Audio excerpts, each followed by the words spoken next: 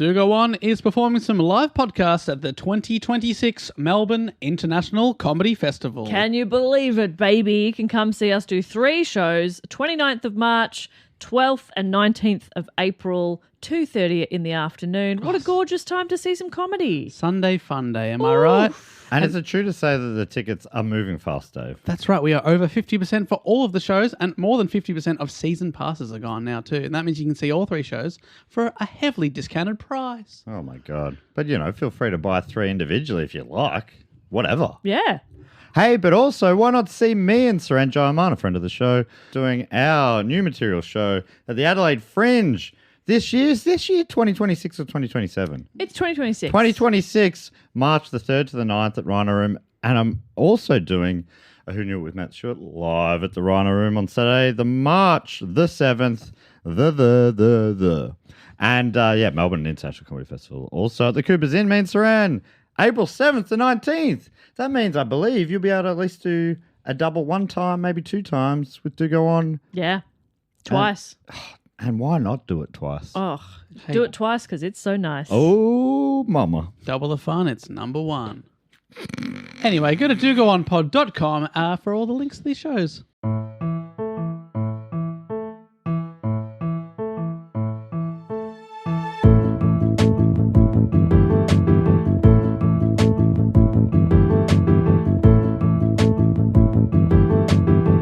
Hello and welcome to another episode of Do Go On. My name is Dave Warnocky, and as always, I'm here with Jess Perkins and Matt Stewart. Hello. Hello, so good to be here. Jeez, it's good to be alive. That's a question. What do you reckon? Yeah. How good is it to be alive? Great. I was going to say, have you heard of a question before? Yeah, no. Have you ever asked a question? I mucked it up. But I actually think you covered it really well. Okay, thank you. Yeah. You know what? I'd love to tell you how this show works. Okay, please. So one of the 3 of us selects a topic, sometimes via a vote from our Patreon supporters, often suggested by a listener. We go away, we learn about it, we research it, and then we bring back that knowledge in the form of like a high school, I was going to say audible report. What do you call it? Oral presentation. Sure. Audible report. Ideally, it will be audible. It will Yeah. be. Otherwise, the teacher's like, sorry, Timmy, can you please speak up? Yeah. Can't hear you at the back. Sorry. Sorry. I just made one of those, what are those diagram things called? Dioramas. How do you understand what I'm talking about? One of those diagram things. What, like a pie chart? Or? Anyway, and then we bring that information back. Like I just said, Dave's doing the report this week. We normally get onto topic with a question. Dave, do you have a question for us today? Yes, I do. And my question to you both is, who is known as the King of Horror? Matt Stewart. Ooh. That is true. Bela Lugosi.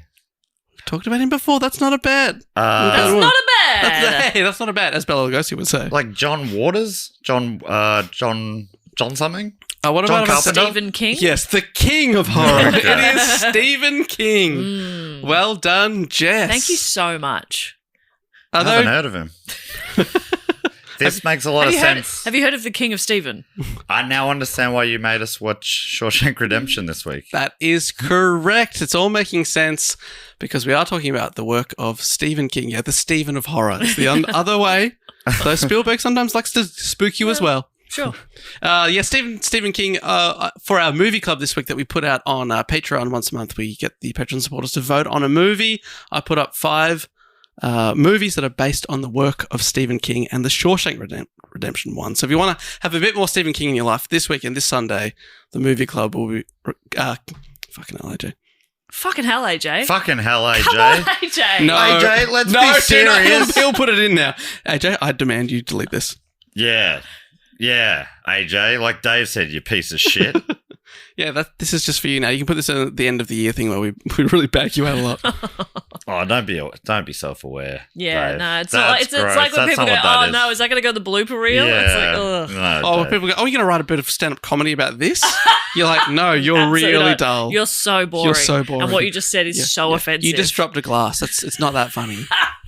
And, I mean, it was pretty funny. yeah, but it's funny. But then you it's said, hard to explain the context. racist thing, and it really ruined yeah, it. it ruined it. So anyway, I'm sure AJ left all that in. So if you want more Stephen King in your life, this weekend, The Shawshank Redemption is being covered on the Movie Club. Can I ask what the other options were? for the movie movie club? club. Oh, because Stephen King based. it was also voted for the topic. So I thought, Oh. anyway, so I can go through that as well. But I put up The Green Mile. Oh. Stand By Me, one of my all-time favourites. Oof, yep. Haven't seen that in a long What time. a range he has. Yeah. The Dark Tower, which is an adaptation of one of his Oh, I don't know that one. movies from about 2017. That's McConaughey and Idris Elba together. Wow. Powerful Can combo. I just say, wow? I'm combo. glad that didn't get chosen. Too sexy. Yeah, Yeah, come on. honestly. I wouldn't be able to concentrate. Yeah, Dave, come on. Too horny. And the original Running Man with Arnold Schwarzenegger. Right. I haven't seen any of those. Haven't seen The Green Mile? No. Wow. Green Mile Looks is sad. It's sad and beautiful. I had It's to not Sort of like all you. sad. It's Thank you. Finally, you get it. because Stevie K. She's so sad. Sometimes beautiful, mostly sad. It's like you were written by Stephen King. Well, because he's In known as brackets, compliment. the king of horror. Yes. And I know Jess hates horror. I had to work pretty hard to find 5 options that weren't horror movies because I'm not going to make you watch some of the full-on ones. Thank you. But yeah, Green Mile, beautiful, Ugh. but sad, but Yes. not horror. Sam Rockwell's in it. I love Sam I'll watch Rockwell. just about Oh, anything with Sam beautiful but Rockwell. in it. sad. Beautiful but sad. I currently have a weird bit of facial hair that looks like brackets. So everything I say is in brackets. So that's obviously more visual. Now I can't unsee it is the problem. Yeah, don't worry, I'm growing out around it. Thank you. There's a lot implied in that beard. Yes. Yeah. Brackets. And it's mainly complimentary. This just before we get started, just to annoy any new listeners. Funny thing happened last night, perhaps. My brother had his birthday. We had dinner at the local, which is also a weekly comedy room. Oh, yep. And the bartender saw the booking was under, my family. I'm Stuart. And I went up to get a beer and he goes to me, "You related to Matt Stewart?" And I said, "I am Matt Stewart." Because he knows me from the Yeah. there every few months doing comedy, but because I've shaved down my beard a bit, he's like, You look a bit You look- like you him. look just like yeah, him. you probably, have you heard this before? You look a lot like. That's so funny. Oh, that was very And great that he didn't say it to your brother who does look like he's Yeah. related to Matt Stewart. And then, the rest of the night, as I had more drinks, I Yes. think I annoyed the man more and more, Sean. I went up and my dad was there. I'm like, "Do we look alike?" It's like, yeah. Uh-huh. What can I get you? Yeah. Yeah, he will not be forgetting you next Yeah. time. You're like, oh, it's that You walk in tedious like, guy. "Hey," he's like, You see him drop "Hey." behind the bar. Yeah. Needed in the Oh, basement. I've got to go fix something. All right, Stephen King. It's a commonly suggested one. Mm-hmm. 18 people have put it in the hat, and I'd like to give them a little Really? shout out right now and say thank you to anyone can suggest a topic at any time via our website or a link in the show notes. But these people have suggested Stephen King over the years. I'm talking about since the beginning of the hat, very early on. So thank you to Brett Wall from Tees Valley, West Virginia, Kendra Mickles from Western New York or the Buffalo area, Baylor Robert Barnard from Illinois, Tommy Elvater from Kearney in Missouri, Thomas from Graz in Austria, must be our Mr. Thomas Doppelreiter himself, Brian Elliott from Dover, Delaware, Aaron Wolf from Daytona Beach, Roger Quick from Lake Huntington, New York, Paul Benson from Basildon, Roger Quick again from Lake Huntington. Roger Quick. Thanks, Roger Quick. Maddie Felton from Brisbane, Sam from the Philippines, Andy Johnson from the Wirral, Natalie S. from Virginia, Tim Randall from Brisbane, Eric Harker from Springfield, Missouri, Dina Gottsman from Reston, Virginia, and finally, Harry from England. Whoa. It's a big list. Huge list. Nearly no Aussies in there. Do we not like that guy? Stephen King? Yeah. Yeah, well, he is an American guy. We don't like kings and queens and Republicans. Yeah. Yeah. Yeah, They that's prefer why. those in America, yeah. Yeah. Yeah. That's why we voted as a country to keep it. Exactly right. Yeah. Out of Before our time, before we were allowed to vote, Yeah. What would you have said? I would have said, "Fuck off." Yeah. To the king and queen. Mhm. Well, the queen at the time, even though I love her, of course. Yeah. And long may she reign, Queen Lizzie II. Yes. and But by writing, also- Queen at the time and currently. Yeah. I'd say, look, thanks for everything you've done. Yeah. and as I'm rolling my eyes. Yeah. But that'll do. Yeah. Because, keep on queening over there if you want to. Yeah. No pressure. But we don't really need We're it. good. Yeah. Thanks. The main thing she does is be on our coins. Yeah. And have her flag in the corner of our flag. Yeah. Which is embarrassing to me. It's a bit embarrassing. Now, just so you know, his name is King, but he's not a king. Oh, so okay, you great. don't have to hate him. That's good, that's good. Just so you know, just to put you sort of maybe a bit more in the middle before you decide whether you like or hate this guy. Yeah, good that you've got that out of the way early. I'd also say, I like people from Britain. Okay. Bit controversial, but I'll say that. What about Stephen King? Because he's from America. Maybe we should quickly say He's from Maine, I reckon. Because that's why everything's set in Maine. I'll tell this story. He's a coke fiend. Well, how about before we jump into the report? I've personally, before this, I'd never read a Stephen King book. Have either of you ever dabbled with a King? Oh, sorry. Have we ever read? I watched Shawshank Redemption, Stand By Me. I've watched the recent It series, Welcome to Derry. Okay. I watched and the movies too? I watched the two movies before that, which I really enjoyed. Not the Tim Curry one. What else has he done? Yeah, I don't think I've read any of his, but it sounds like I've certainly seen films. Did he write the R.L. Stein books? So I've seen... Yeah. I think I saw the one with Jack Black and that. Yeah. I saw the Goosebumps movie. Yeah, okay, great. I've seen Jumanji. Is that him? Yeah. Do you know that's based on a picture book? There you go. Oh, it's not based on a board game. No. The more you know. The more you know. Ding, ding, ding. So let's talk about Stephen King. And honestly, I put up 8 people for the vote, like people that are titans of different industries on Patreon. They were all suggested by people on our Sydney Scheinberg Deluxe package level, which we're now doing when people get to suggest topics and then we sort of whittle them down with a vote. And Stephen King, I was a bit like, how much is there about this guy? But then it won in a landslide. People want to hear about it. And after researching, I'm like, okay, he's done a lot. Okay. So let me tell you about it. He's lived a life. He's lived a life, absolutely. Stephen Edwin King was born in Portland, Maine in 1947, the second son of Donald and Nellie Ruth Pillsbury King. His father was a travelling salesman and left the family, so he did a lot of travelling, when Stephen was a toddler, and his mother Nellie raised Stephen and his older brother David. The family struggled financially for several years and relied on the financial support of relatives spending time in Fort Wayne, Indiana, where his family was at the time, and in Stratford, Connecticut. Fort Wayne. Yeah, it's really good. So fun. It's almost as good as Dennis Station. Yeah. Fort Wayne Fort and Dennis Station. I didn't pause long enough to give the kudos to Fort Wayne. Yeah. Fort Wayne. It deserves... When you say it out loud, it does sound ridiculous. Yeah.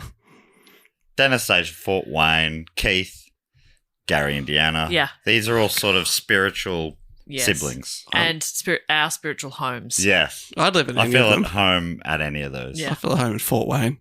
Feel at home on platform 2, Dennis Station. When he was 11, his family moved back to Durham, Maine, where his family Nellie looked after ill parents. And yeah, Maine is a big part of his life. During all this moving about, though, young Stephen had an early interest in writing, first creating his own short stories when he was just 6 years old. He told the Paris Review in 2006, I was about 6 or 7, just copying out panels of comic books and then making up my own stories. I can remember being home from school with tonsillitis and writing stories in bed to pass the time. It's just like you, Dave.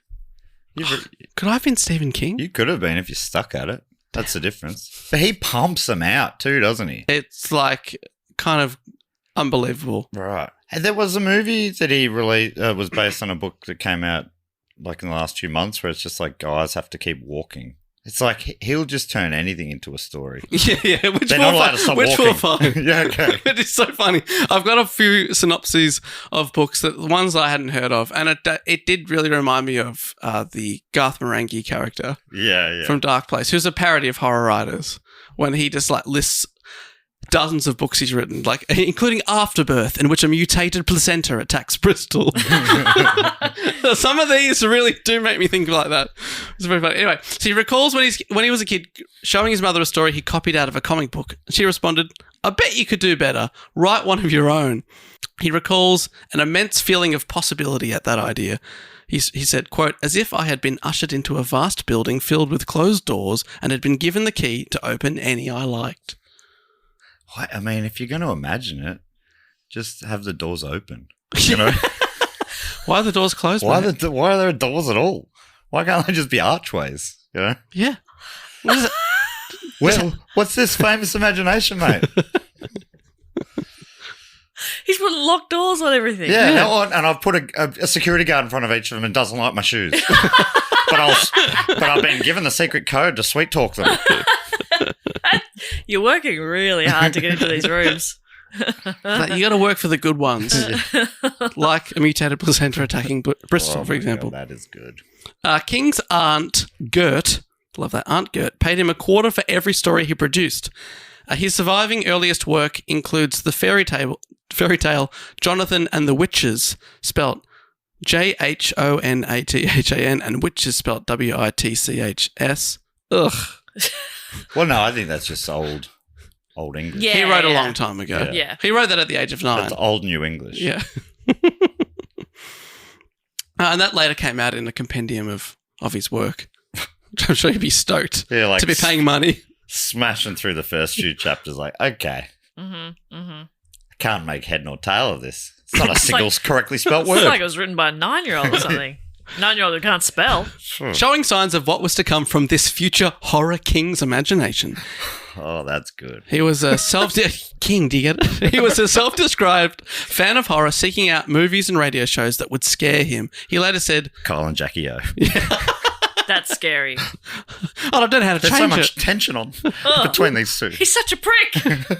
He's being mean to her about everything, but this is the straw that broke the camel's back for some reason. He later said, my childhood was pretty ordinary, except from a very, very early age. I wanted to be scared. I just did. And that's where we differ. Yeah, I was like, no thanks. I do not want to be scared. Regular stuff was scaring me. Yeah. That man in a van looked at me. What does it mean? Is he going to kill me? No, Dave, we're moving. We can't go through this again. But Stephen King would see that and he'd think, but what if that man in a van did want to kill and he was a demon? What if that van's door was a mouth with a key that I had? He loves doors. The man loves doors. Doors are his muse. So he loves being scared. Biography.com writes, his mother indulged this interest, taking him to see films like Earth versus the Flying Saucers and reading him books like Robert Louis Stevenson's The Strange Case of Dr. Jekyll and Mr. Hyde. So he's seeking out being scared from a young age. He graduated from school in 1966, a year in which nothing else happened, and then he attended the local University of Maine, so he stayed local. From his sophomore year, he wrote a weekly column for the school newspaper, The Maine Campus, spelt Maine. I get it. That's really good stuff. That's fun stuff. He also worked in Matt the... doesn't get it. I don't know if I get it because it is it even a... It's just... That's what it is, isn't The it? Maine Like campus. if you take the E off Maine, Still makes Yeah. sense. it still makes It's sense. the main campus. Yeah, but it's just literally the main campus. Yeah, but there's probably satellite. Yeah. There's probably satellite campuses that makes Yeah, make yeah. sense. So you go, I oh, assume. I don't. I think you're searching for something that's not there. I think he was just very literally calling it what it was. It was can you just be a bit of fun for once? Come on, Can you just embrace Cannot. our joy? I can't. he can't. Whimsy. I'm like oil and it's water. We don't mix. I can't put it any clearer than that. I'm sorry. I love it when his shoulders are up in his ears and Yeah. he's just, I don't know. Back. I don't know. The hackles are up. What if I say that what about back to the main character here? Oh, good? that's really Are you good. fucking kidding me? You should. Can't get a read on this guy. It's the same thing. It's the same It's fucking the same joke. joke. About the same guy. Oh, No, but now it's got a second meaning. The main campus? I might strangle him. I might. Which campus? The main campus. Oh, okay. Oh, hang on. Do you mean MAINE or MAIN? No, so that's nothing. Campus. You're back in no man's land. Oh, No man's land. oh. Is that anything? That's see, It's something. even that's close to something, but you wouldn't know it. I have no idea. That's why I asked. I've even written, he wrote a weekly column for the school newspaper, The Main Campus, which is good stuff. I've even written that. I've written that. He wrote that it's good That's stuff. good stuff. Give it to him. Come on. That's stuff. good. No, don't give it to me. Give it to the main campus.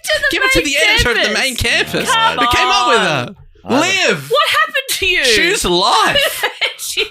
if the magazine was called, Draining the Main Vein or the Main Edition, no, that's even back to what it. No, the main edition works really well. Draining the main vein doesn't. No, it doesn't Listen, make- what does that that doesn't mean? work. Because it's not a story. It's not a book about piss. but if it was a book about piss, Yeah.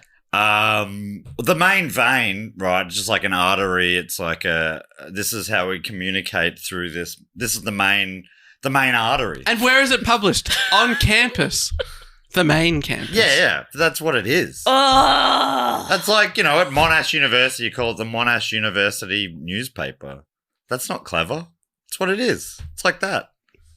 But Monash doesn't have a second meaning. But Monash does have multiple campuses. Oh, they should have called it the main campus. That would have made sense. That would have made Maynash. Maynash. Oh, okay, finally. Can we just say that works and move on? Yeah, I think AJ should edit that out, though. That would have been absolutely infuriating. I'm Yeah, sorry, it everybody. was infuriating I'm sorry, for everyone. us. I'm sorry, everyone listening. No, Which is just Leave AJ, it in. 'cause he would have edited it out. people must know No. Jesus that Christ. you don't Don't let indulge. him know. I didn't get a lot of sleep last night. My brother had a birthday. On a Wednesday night, is he sick? I went to trivia night last night. Really? Okay. What was the best question? They were pretty average, to be honest. Really? Yeah. Did you win? Nah. Any Oh, prize? yeah. Okay, that might add up. Yeah. Yeah, they were stupid It was anyway. dumb. Like, it was. I hated Yeah, it was about stuff that I don't know. That's stupid.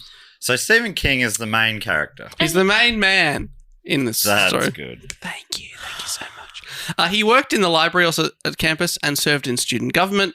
His official website writes, he came to support the anti-war movement on the Orono campus. See, there's multiple campuses. Yeah. Arriving at his stance from a conservative view that the war in Vietnam was unconstitutional. It was during this time at college that the 19-year-old King wrote his first professionally published short story called The Glass Door, which appeared in the fall... Doors! He's obsessed with doors! Oh my God, it's true! Which appeared in the fall 1967 issue of the pulp science fiction magazine Startling Mystery Stories. Yeah. The gothic horror tale follows Charles, a man named Charles Wharton, as he investigates his sister's suspicious death in her husband's sealed, mirror-floored room. Whoa, sealed, mirrored, floored room. So you go into the room and the floor is a mirror, and you would be suspicious. Yeah. I'd be suspicious of you guys. Yeah. Why is the... Good. Because I'm wearing a skirt. Oh, yeah. You move over there, and over there, and over there. What? Dave, that's not on, mate. It's a powerful mirror. Okay. Don't. No. Let it go. Okay. The glass Well, door. Jess really went with me, and then as soon as you called out, she went, this guy is sick. You were happy to laugh along until Matt was like, actually, that's wrong. I was like, wait, explain that. Yeah, and you're like, I don't know. Oh, don't worry about it. Yeah. It's the main floor. Does that make sense? The Save main me. mirror. Stephen, yes, main mirror. It's the main mirror floor. So anyway, the glass door, that's like what Nepo baby women have to break through. It's just like, it's rather than put the glass ceiling, it's a little bit easier. yeah, but You it's know? locked. But it is locked. It is locked. But Daddy gave me the key. Oh, so Nepo babies only come from powerful daddies. Mummy gave me the key. So he published his book. King earned $35, equivalent to $338 in 2025. Ooh. Marking his first professional earnings from writing, a lot more than he was being paid in the library or as a weekend janitor. Those were his two uni jobs. Revisiting the story after 23 years in 1990, King described the first several pages as, quote, clumsy and badly written, clearly the product of an unformed storyteller's mind, but he judged the climax to be better than I remembered with a, quote, genuine frisson. Oh. So he's like, I did show a bit of promise. Yeah, and it's great. Like, you would hope that you look back on work you wrote 20 years ago and go, well, I've gotten better than I've that. gotten better. Yeah. You would So- hope so. Yeah. But there was something there. I mean, some of my early reports are some of the best things I'll ever do. Oh, yeah, the Spice Girls? Mm, Unmatched. which I remember. Yeah, Yeah. I remember it being good. The one about current Queen Elizabeth II. That's right. Was that me? That was me. Yeah. That's how good it was. You thought she wrote it. I knew one of you wrote it. So after this first success, many of King's stories were published in men's I was thinking of magazines. Freddie Mercury. We get those two confused. Yeah. Couple of Queens. Oh, the Great Queen. So He after was in a band called Queen. So he's publishing many stories in men's magazines. That's sort of how he's making a little side hustle living. When you say men's magazines, I think it's a mixture of this mystery magazine, but also maybe some sort of salacious. You know, there's a bit of sex in here. There's a bit of Stephen King mystery. yeah, you know the kind of thing that people go, "Oh, I get it for the stories." Yeah, that's right. I read Playboy for the article. That's Yeah. right, yeah, Well, I think men's magazines now, it's just like buff man on the cover. yeah. And it's like, how do I look like that guy? Yeah. And the answer is always a lot of money Yes. and time. Time. And also, I can't believe I never thought about this before, but I looked at one of those magazines. I was like, well, he's clearly flexing really hard. Yeah. Like, of course, when you look in the mirror, you don't look at... And he's just done a workout, Yes. got the spray tan on, And hasn't been eaten in a week, photoshopped. all these things, and you go... if I saw him tomorrow, he's not going to look like that.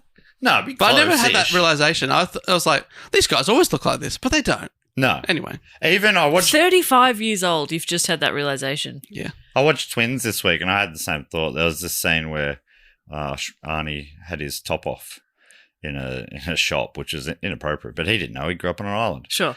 And I'm like, he looks ridiculous, but yeah, he would have just been doing, bench presses probably And behind the scenes. pretty dehydrated as well. Yeah, he wouldn't. Like, Arnie doesn't look like that. He's a schlub. That's right. If you meet Arnold on the street, Yeah. you can just sort of poke him a bit. Yeah, he's yeah. pudgy. Yeah, very soft. Yeah. But you do 30 or 40 bicep curls, Yeah, and his abs get big. yeah. From I'd never bicep seen curls. That's impressive. I'd never seen that before, by the way, and I really enjoyed it. Was it fun? It was a lot of fun. It is fun. It's fun. In the 80s and 90s, Arnie couldn't miss. Couldn't miss. So anyway, after this first success, many of King's stories published in men's magazines. Back at the library, was working at college. He met fellow worker Tabitha Spruce at a writer's workshop. What That's the not- fuck? That can't be a That's real an name. incredible name. Isn't that great? Tabitha Spruce. Tabitha Spruce. Is that a nom de plume? No, the two began. Or a nom de No, plume? that's her birth name. Get fucked. No way. And the two began dating shortly after. Oh, please don't. If they get married, please don't take his name. Please don't take Keep his name. Spruce. That's so good. Tabitha King is great. Or be but it's- Spruce King. Oh my god. That's actually King really good. Spruce. Sorry. King Spruce has gone mad. I'm sorry. Spruce has gone mad. King Spruce has gone completely mad. I will not be giving context, and neither will you.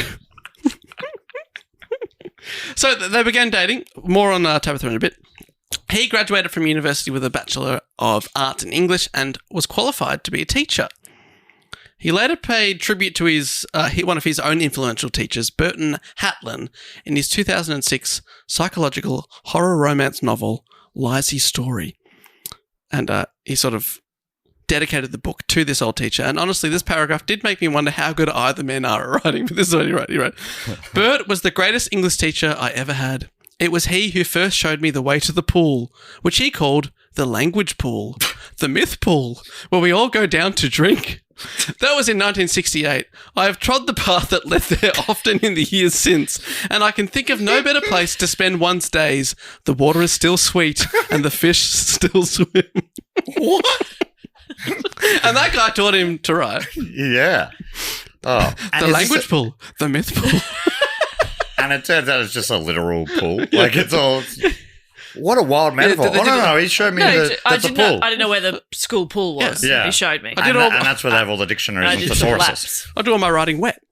What's the problem? What? Matt has the wet desk. Yeah, some of Matt's best ideas Makes come sense. from a wet desk. Yeah. If you get 3 good ideas in a row, you'll normally go, you're in the bath mat. Oh, yeah. No, absolutely. Oh, is that a clever thing? The bath mat? Probably, as far as you're concerned. That's It's actually. like similar to Sorry, the did you come main- up with that in the bath? Because that is some of your best work. Full offence intended. Oh, I didn't I need hope- that today, I hope that one stung. I did not need that today. I just thought it'd be funny to be a sassy little bitch. Dave, today of all days, it was my brother's birthday yesterday, Dave. On this the I'm day. coming down from a birthday. This the day after my brother's birthday. David, please. Right, I think you're great. You're my main man. Is that good? Something? That means a lot, actually. I really needed that. So he's freshly graduated again from the Main Man's website. I've even written the Main Man. Oh my God. I'm that good. Spelling? M-A-I-N-E with a capital M. On Main, not man. The website writes, a draft board examination for the Vietnam War immediately post-graduation found him 4F, meaning unfit for service, on grounds of high blood pressure, limited vision, flat feet, and punctured eardrums. Probably from all that swimming Yeah. in Right. the pool. The pool. So he wasn't drafted for Vietnam. Which he hated anyway. Yeah, he was very anti that. So he would have been stoked with that outcome. He married Tabitha in January 1971. Okay, And the two are still together today. Stephen and Tabitha King. Tabitha. Like, obviously, I'm very happy that you met each other and you've been together such a long time. That's lovely. And your Tabitha alone is fantastic. Tabitha King is fantastic. Yeah, it's but really Tabitha Spruce? What about Tabby King, niece Bruce? Oh, niece Bruce. Niece Bruce sounds pretty cool. Kind of reminds me of like a niçoise salad. Oh. Okay. I think I like them. Yeah. They sound creamy. Mm. Is Are there, they? is Is there it an creamy anchovy in salad? there? Is there an anchovy I in think there? it's tuna, isn't it? Tuna. Niçoise. Yeah. But it looks like Aiden just- Nicoys. Aiden just, Is that yes. right? Aiden just says it a lot of like Niçoise. nearly every night of what will we have for dinner? How about a niçoise salad? Just because he likes saying it. Oh, yeah. I don't think I've ever heard it said. It's niçoise. Oh, it's tuna and anchovy. Okay, so we were both right. Oh. I love that. I love it when we're You both know right. what that reminds me of? The pool of language where Yes. the fish swim. And we And still myths. drink. Yes. Much like a niçoise salad. So he married Tabitha. Tabitha in 1971. The two are still together. She's also a writer and has published 8 novels. Wow. They are the first to read each other's works, and in his 2000 book, On Writing, A Memoir of the Craft, Stephen King writes, she and I may argue about many aspects of a book, and there have been times where I've gone against her judgment on subjective matters, but when she catches me in a goof, I know it, and thank God I've got someone around who'll tell me my fly's unzipped before I go out in public that way. He's got away with So words. literally or metaphorically? Probably both, I'd say. Yeah.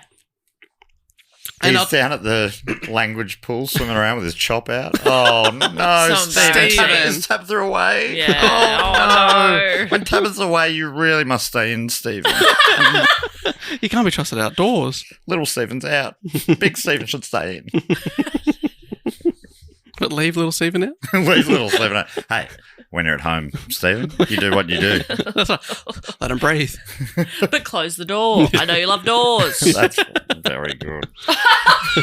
That's very good. I mean, if the fly isn't the doorway to the pants, I don't know what is.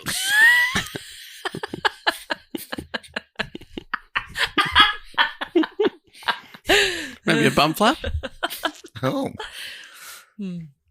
So I'll talk about their philanthropy later, but I like this. In 2019, after Stephen and Tabitha King made a $1.25 million donation to the New England Historic Genealogical Society through their foundation, headlines refer to them as Stephen King and his wife.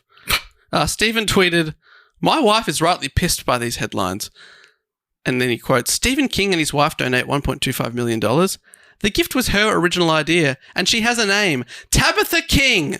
Her response follows," and then there's more tweets that she's written. "Dear editors, in brackets, married to a wife or a husband.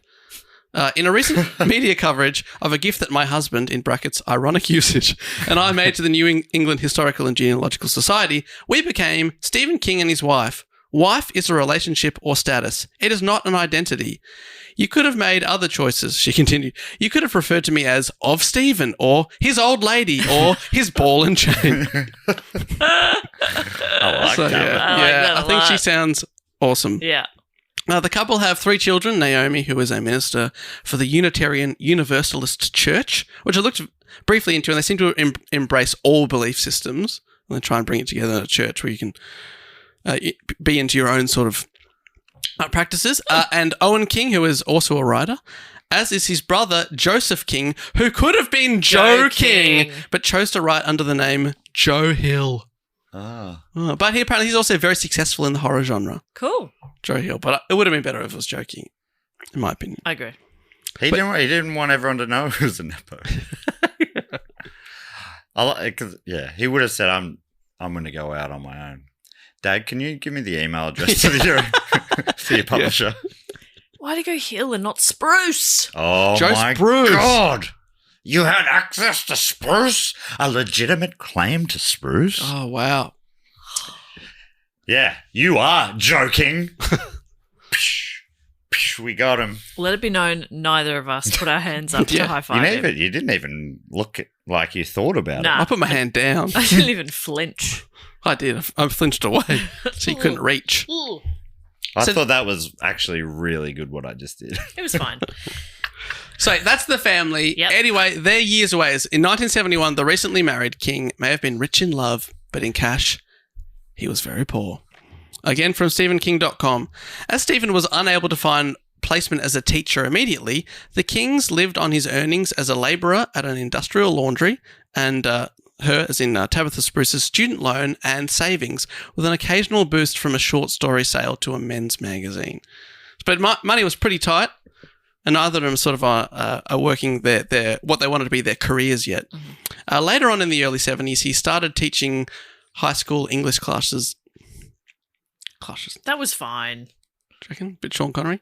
It was a little, but you could have gotten away with it. Yeah. Well, I've let you got away with it similar a few times today. I've let you got away with similar today. Shut the fuck up. Exactly. Jess and I just Anyway. played out a scene. That's not how we've been behaving, okay? It's a great example of it. So you can now I know continue you're without thinking fear. that. And scene. Great. Later on in the early 70s, he started teaching high school English classes at Hampton Academy, and he still wrote on weekends and in the evenings. But it's a bit of a side hustle. Yeah.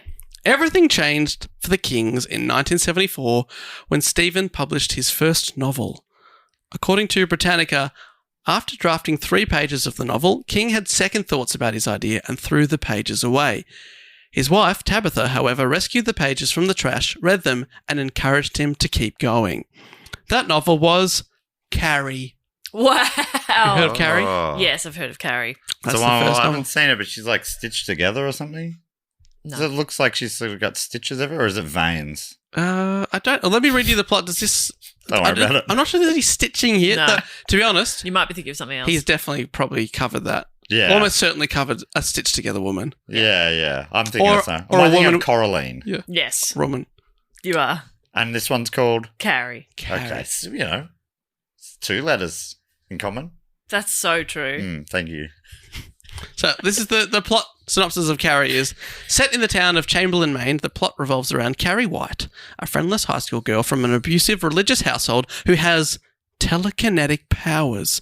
After a cruel prank pulled by one of her bullies on prom night, Carrie decides to take revenge. Oh, this is like pig blood or something? Mm-hmm. Yeah, they throw blood on her, but then they don't know that she secretly got these telekinetic Wow. powers. They pig-blooded the wrong woman, I reckon. She could have picked anyone else. and You it could would've have been pig-blooded fine. anyone in that room. Yeah, but not Carrie, because she's going to bend some spoons.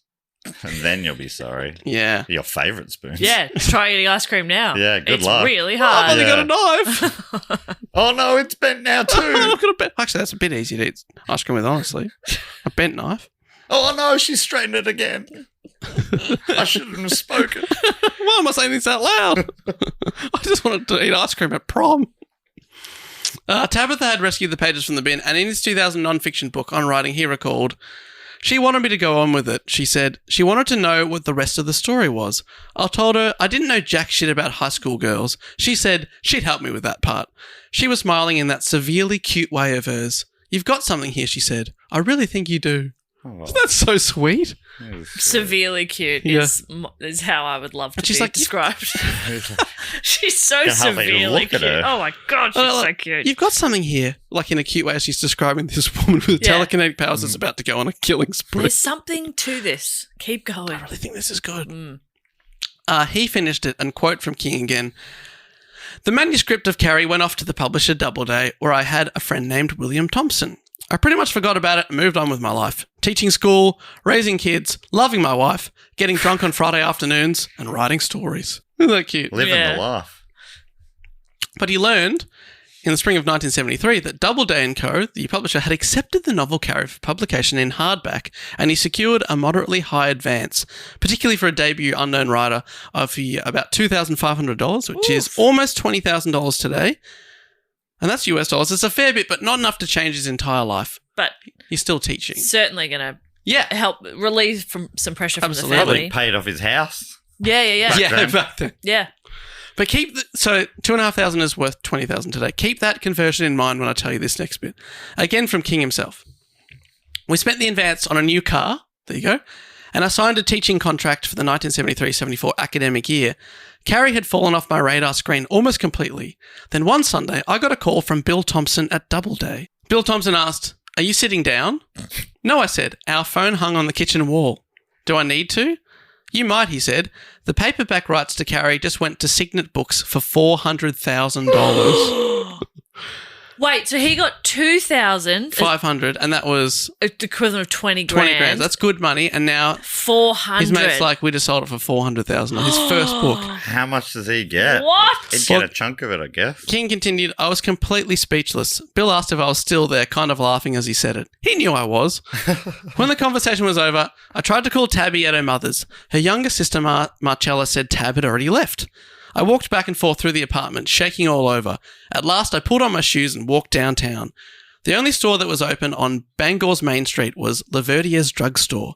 I suddenly felt that I had to buy Tabby a nice Mother's Day present, something wild and extravagant.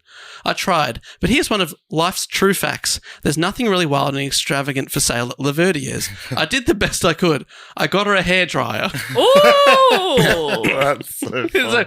when I got home, she was in the kitchen unpacking the baby bags and singing along with the radio. I gave her the hairdryer. She looked at it as if she'd never seen one before.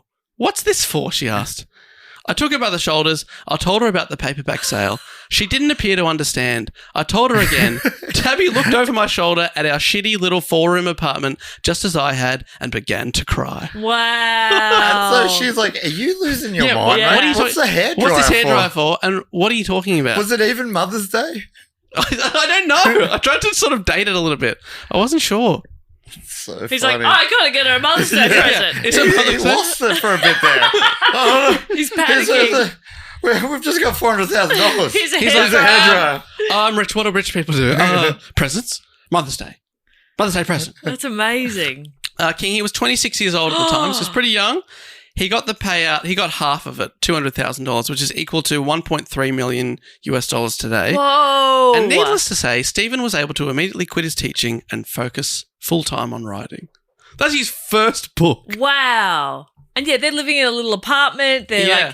like they're doing okay because of the book, like the $2.5 grand. Yeah, but like he'd they're forgotten a bit more about comfy, it. but Like, up until recently, Tabitha was like working part-time at Dunkin' Donuts, sort of just to get by. They were not rich in any way.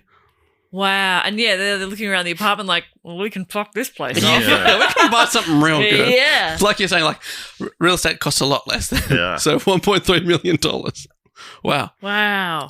And upon publication, Carrie lived up to that bidding hype. It was an immediate popular success. It was adapted into a film for the first time in 1976, directed by Brian De Palma and starring Sissy Spacek as Carrie, who was nominated for the Academy Award for Best Actress. The film was a huge financial hit. It made $33.8 million on a budget of $1.8 million. Whoa. And has had a lasting impact on popular culture, often appearing high up on best horror movies lists. Right.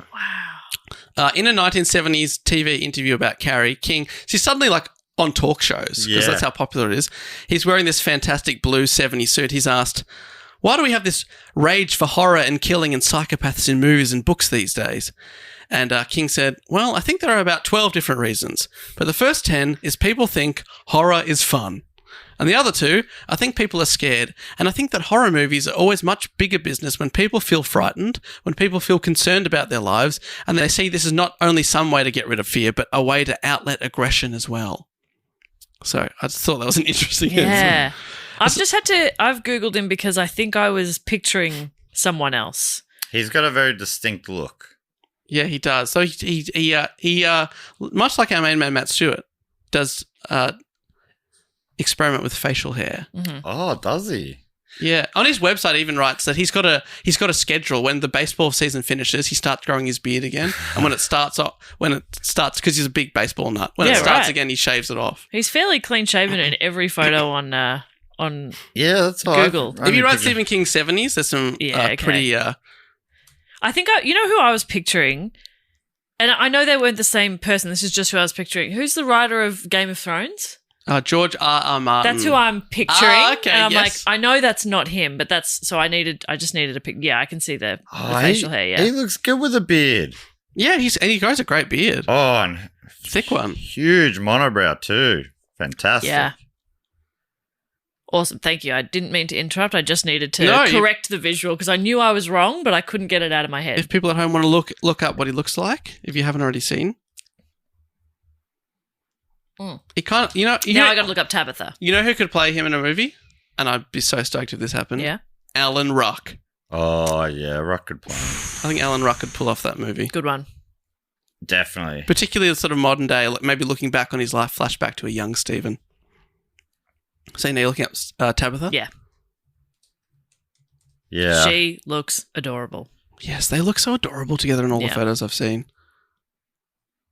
Man, he should stick with the beard. The beard is good. Bring it back, Steve. I assume Steve, he probably is.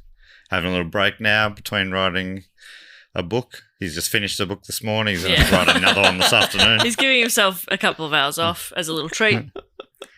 So Carrie was huge, putting King's name on the map with both the novel and the film version. And this is wild. It would be the first of more than 100 film, television, and theatre productions adapted from or based on the published works of King. More than 100. Wow. So there's a lot to talk about. Of course, I can't cover them all. I apologise to you at home if I don't mention your favourite work or adaptation, but it's not possible. But I thought from here I could just go through each decade and give you a summary of the major books and adaptations of that decade. Yep. As well as touch on a feew things going on in his life. Early on, I cover nearly everything in the 70s and 80s, but then sort of it just gets out of hand. Wow. So he backed up 1974's Carrie with 1975, so just the year later, Salem's Lot. Another big one. The story involves a writer named Ben Mears who returns to the town of Jerusalem's Lot, or Salem's Lot for short, in Maine, where he lived from the age of 5 through 9, only to discover that the residents are becoming vampires. Ooh. So Jerusalem. Yeah. I never knew that. Never knew that. So why would we call it Salem's Lot? Jerusalem. Salem's Lot. But Salem. I hear people say Salem's Lot. Yeah, Salem's Lot. Salem's Lot. Like, is that where the witch thing was? Was that in Salem, Massachusetts? Yeah, it's a different one though, I think. It's a different one, Jess. Okay? I'll cut your fucking head off. Do it. I'll accept that. So, just because this is a horror episode. Yeah. And he came up with the idea for the book with vampires while he was teaching Bram Stoker's Dracula to his students. Salem's Lot has been adapted for the screen 3 separate times. Wow. Just before Salem's Lot was published, his mother died of cancer. And that sort of influenced his life. According to biography.com, the author and his family subsequently after the death moved to Boulder, Colorado. His new home became the backdrop for his next novel, The Shining. The Shining, He's The Shining, so that's another big one. Yeah. It follows an alcoholic writer who moves to Colorado with his wife and kids to work as a caretaker at an isolated hotel in the mountains. The plot was inspired by a nightmare King had while staying at a hotel in Estes Park with his wife. Oh, yeah. He later wrote, I thought that it seemed the perfect, maybe the archetypal setting for a ghost story. That night, I dreamed of my 3-year-old son running through the corridors, looking back over his shoulder, eyes wide, screaming. He was being chased by a fire hose. That's scary. That's terrifying That's scary stuff. When King woke up, he smoked a cigarette and stared out at the Rocky Mountains through his hotel window. He later wrote, by the time the cigarette was done, I had the bones of the book firmly set in my mind. He'd written 50 pages. Yeah. Wow. Only took him 3 drags. He's that good. And that is hectic. Yeah. That is wild. I think they sort of maybe kind of linked the Shining book and the It series together at the end of this new It series. I think one of the characters went off. He got a job at this hotel. A little bit of a wink to the camera kind of thing. Yeah. So. A lot of his books are like interconnected with the worlds they're set in. Because like a lot of it is set in Maine as well, right? Yeah. Fictional towns, but... So like Jerusalem's Lot is one that other books come back to. Derry, and the other one I'll talk about is Castle Rock.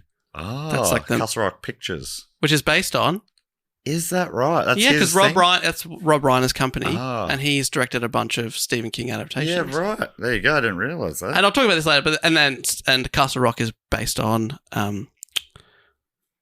Lord of the Flies, but I'll talk about that. Wow. So based on. So The Shining was released in 1977 and became an instant bestseller and was adapted for film by Stanley Kubrick in 1980, which King himself did not like. Oh. He didn't like the portrayal of Wendy Torrance, which he described as one of the most misogynistic characters ever put on film. She's basically there just to scream and be stupid, and that's not the woman I wrote about. Despite it being one of the most beloved horror films ever made, he has said a lot about it over the years, but sums it up with, I think The Shining is a beautiful film, and it looks terrific, as I've said before, but it's like a big, beautiful Cadillac with no engine inside it. Oh, useless. Unless you're going down a hill. Yeah. You know? At least you're coasting. Yeah. Unless you're just using it for a photo shoot or something. Yeah, well, Yeah. that's true. A beautiful photo shoot. Yeah. Yeah. Yeah. Or, yeah, just as a place to live. Yeah. Yeah. Yeah. If They're you're going to quite live in a big. car, Yeah. Cadillac's probably a good choice. Yeah. Get a big one. Yeah. Yeah. Yeah. I'd probably, if I was going to choose a car to live in, I'd probably go like a camper van. Oh, yeah. A Winnebago. A Winnebago, probably. Yeah. Like it has a toilet in it. Oh, toilet. It's got to have a toilet. Plumbed in? Come I on, guess if you can't drive it, it may as well May as well plumb it in. Plumb it in. Yeah. I guess if I had to choose a vehicle to live in, it would be a tiny house Oh. or just a house. Yeah. A house and you just, if we can, just chuck some wheels on the side If of it a doesn't, mansion. if it doesn't Will have that an count? engine, Ah. if it doesn't have an engine, Doesn't have an you may as engine. well plumb it in and build a mansion. Oh. That's If we beautiful. can, if we could, I reckon I'd just go maybe a mansion with a stable for the horses. Yeah, if we could. If we could. If we could. If that would count. Yeah. I don't know what the rules are. My car has 15 toilets. Really? It's all toilet. It's all toilet. Dave just has 15 bottles in his car.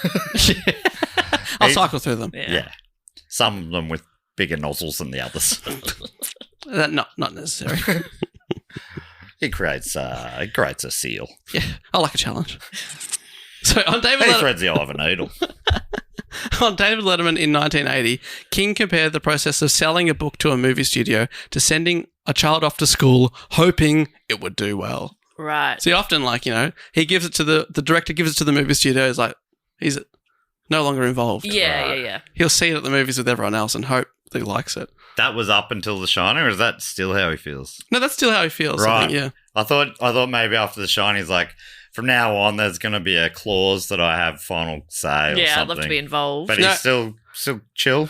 Yeah, and obviously he's had to have that feeling many times because he's, over 100 times. Does he's he, sold it he off. must have the record for most adapted films. I wonder, Or Shakespeare, I was probably. thinking Yeah. there's people like Shakespeare, but if you discounted that and maybe made it of the 20th century, maybe. Yeah. And maybe individual works or something. Yeah. Because it seems like he's had... I don't know. And I reckon until unbelievable. not that long ago, I thought he was purely horror. But he's done every genre, it seems like. Yeah. All three of them. All three. Good, bad, ugly. Is that him? That's not him, but he has tried Western. King's family returned to Auburn, Maine, and in 1978 published The Stand, about a super flu pandemic that wipes out 99% of the world's population. Wow. Highly acclaimed by critics, King himself acknowledges The Stand as, quote, the one my longtime readers still seem to like the best. Ah. It's been adapted twice as mini-series. So that's 5 novels in 4 years, and The Stand is over 800 pages long. I he's don't think prolific. I've heard of The Stand, but that's his most beloved. Apparently, by people who really know and love Right. King, they still talk about that one. I also hadn't heard of it, but He's like, I've written a lot of books since then, guys. and they're all pretty good. Yeah. We like your old stuff better, Stephen. So he sets a word count goal for every day of the year, including holiday. So he works every day of the year, aiming for a target of about 2,000 words, roughly 10 pages. That's good. I like that. Because that really adds up, but it sort of seems achievable. 'Cause I guess if you're a I'm- full-time writer. Yeah. I'm now well behind the deadline for the book. Yes. Oh, yeah. Which I think on an episode about 3 years ago, I'll say by the end of the year I'm going to write one. Yeah. I've not done that, but maybe I need a goal like that. Yeah. I'm not going to do Christmas like him. That's psychotic, mate. Mate, have a rest. Mate, you've got a wife and kids who love you, Yeah. supposedly. Well, life is full of love. Yeah, well, maybe spend a bit of time with it. but my words I love too. What's wrong with this And I've guy? just had an idea about a What's wrong with him? just had an idea about a possessed Christmas ham. I've got to write this down. It's a Christmas cracker, but instead of a joke inside, it's a demon. A funny demon. Oh, a riddle live, riddle me this. Okay, should I be writing it then? That's actually really There's good. your 2,000 words for today. So of his writing process, he writes, if I don't write every day, the characters begin to stale off in my mind. They begin to seem like characters instead of real people. The tale's narrative cutting edge starts to rust, and I begin to lose my hold on the story's plot and pace. Worst of all, the excitement of spinning something new begins to fade. The work starts to feel like work, and for most writers, that is the smooch of death. The smooch! He is good! The smooch That's so of funny. death. Like, I'm not going to use the cliche. I'd hate to be so vulgar and say kiss. Yeah, smooch. Yes, I've got access to a thesaurus. The peck on the cheek of death. The pash of death. Oh, the snog of death. Yeah. The mac on of death. So he finished the decade with The Dead Zone in 1979. The story follows Johnny Smith. How does he come up with his names? Who awakens from a coma of nearly 5 years and apparently, as a result of brain damage, now experiences clairvoyant and precognitive visions triggered by touch. That's hard to say. When some information is blocked from his perception, Johnny refers to that information as being trapped in the part of his brain that is permanently damaged, aka the Dead Zone. Oh. And The Dead Zone is the first story by King to feature the fictional town of Castle Rock, which serves as the setting for several later stories and is referred to in others. The town name, here it is taken from the fictional mountain fort in William Golding's novel Lord of the Flies, a book that influenced King when he was young. Right. Cool. Is there any relation to Fraggle Rock? That's one rock over. Oh, yeah. Look, if you're standing on Castle Rock, you can see Fraggle You can Rock. see Fraggle. Yeah, and then you can also see the boat that rocked. Really? Yeah. And rock and roll. Can you see You can see Elton Rock John? Hudson. We can see Elton John, yeah. Rocket Man. You can see I thought you were doing the crocodile rock. Yeah, that. He's rocking. Cement Rocks. You can see Cement Rock. You can see Dwayne from there. Dwayne, come over. Fort Dwayne. From before, that was Yeah, today. that was- Okay, yeah. Yeah. That was like, not long ago. Okay. Yeah. Feels like recent and a long time Yes, ago. I it could have can't- been years. Yeah. Now, he's already so prolific, right? He couldn't possibly write anymore. Well, yes, he could.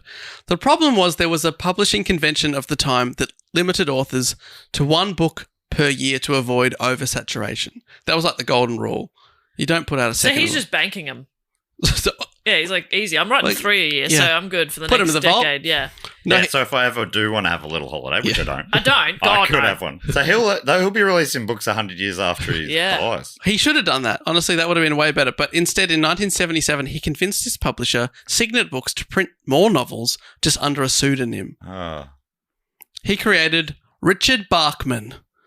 According to biography.com, he came up with the pen name after seeing a novel by Richard Stark on his desk, coupled with what he heard playing on his record player at the time, You Ain't Seen Nothing Yet by Bachman Turner Overdrive. So maybe it's Richard Bachman, because that's not Bach, that's Bachman, isn't it? You ain't seen nothing yet. Bam, Bam, baby, you just ain't seen nothing yet. Yeah. Bam, bam. Never gonna get. Bam, bam. Is that song? Yeah. Baby, you just ain't seen nothing yet. You ain't been around. And he went, You ain't been around. that gives me the name of a person, Richard Bachman. That's so. I love how it's like you could just say you made up a name. I mean, your last book had Johnny Smith. Yeah. We don't need a story for this That was one. the fifth book. King only told his editor, not even the CEO of the publishing company, knew that it was really him writing under an alias. And to the public, Bachman was presented as a real person with a fabricated backstory. There was a photo of the author on the back cover. The man depicted was actually Richard Manuel, a friend of King's literary agent Kirby Macaulay. So it's just Great a name. guy. Oh sort of- man, And is his this wife. starting to get And recognised? the guy's wife had taken the photo, like she's credited with the photo and everything. I don't know. The jig wasn't up from the photo. I guess people just he was not well known enough. The first Bachman novel was called Rage, which describes the school shooting. According to Wiki, the plot of Rage vaguely resembles actual high school shootings, like afterwards, and incidents of hostage-taking that have transpired since publication. As a result, King became uncomfortable with the idea of having it remain in print for the fear that it might inspire future occurrences, and he has since let it go out of print for this reason. Wow. Because there were, and in fact, a couple of people who did sort of high school shooting. They in the plot, someone takes like their whole class hostage, and a couple of people that have since done that have apparently been like obsessed with the novel. Had it on the bookshelf. Yeah. So he's like, let's just. Hey, I was just writing a made-up story. I don't want to inspire anything. Yeah. And Nasty. easy for a guy with a huge back catalogue. The guy, it's like their only hit book. They're like, oh, this doesn't feel good, but I need this. Yeah. Sorry. And every time it's in the news, it sells more copies. Sorry. Oh, God. He's like, no. He's like decided we don't need that one anymore. Yeah.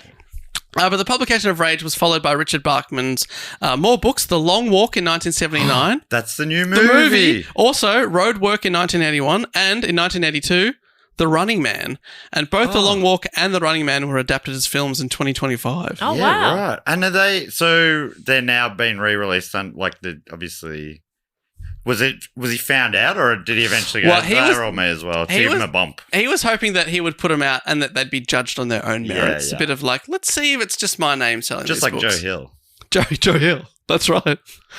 So he's like, the experiments, how will I be perceived under a new name? Mental Floss right. Sales were modest at best, and reader reaction was tepid.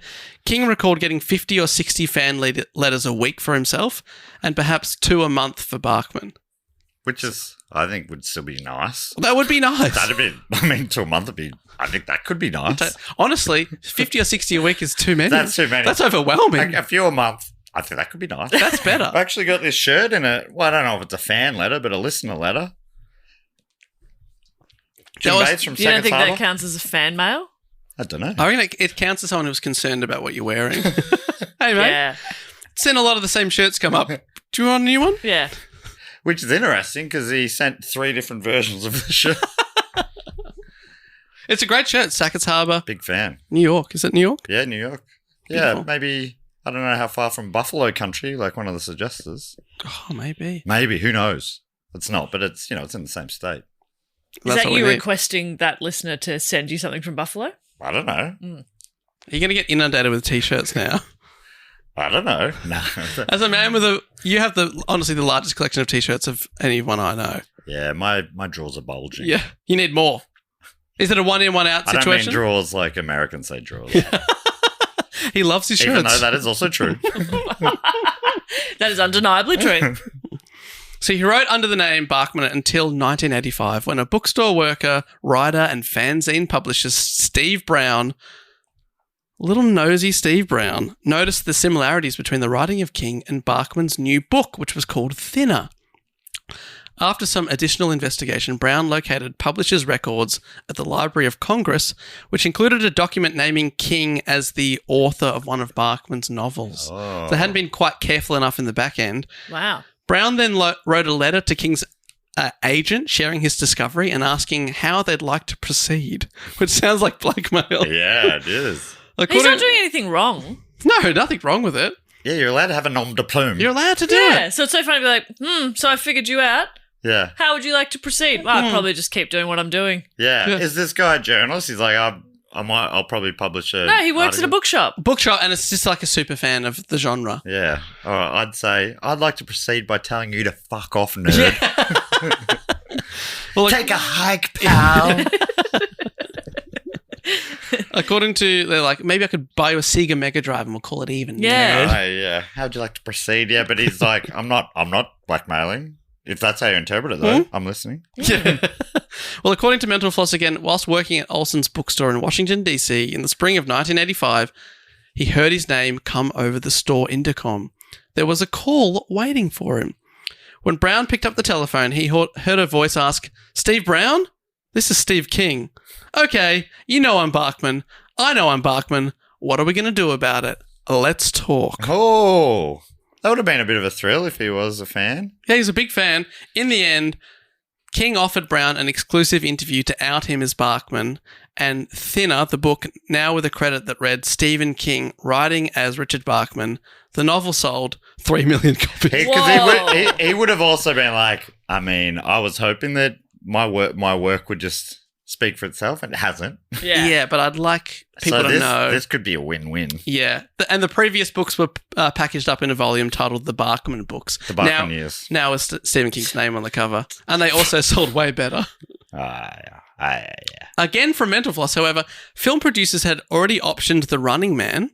They were ecstatic since they had gotten a bargain Barkman price on the rights for a King product. Was that fun to say? A bargain Barkman price? That really was. It really was. And Have a go. A bargain Barkman price. Oh. Yeah. So that was for the 1980... Bargain basement Barkin. Bargain basement Barkman. Oh, I'm barking up the wrong tree. So that was for the 1987 Arnold Schwarzenegger Running Man version, but it's since been remade with Jess's favourite Glenn Powell. Oh, that one. Yeah, that was last year. Didn't do so well. But I like the idea of it. I'd never, until I saw the preview for that movie, I didn't know what Running Man was. I thought it was a dance move, but it is a great dance move. It sounds fun. So he's like, you win the lottery yes. if you survive a week or a day. Yeah, or like something. you're on the run and people are trying to kill you. I saw That's a a movie reality TV kind of show. like that recently.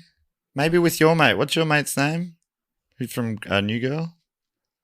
Jake Johnson? Yeah, he made a movie that's sort of like that. Yeah. Which was That's so funny. You go, what's your mate's name from New Girl? And I go, oh yeah, Jake Johnson. I don't know Jake Johnson.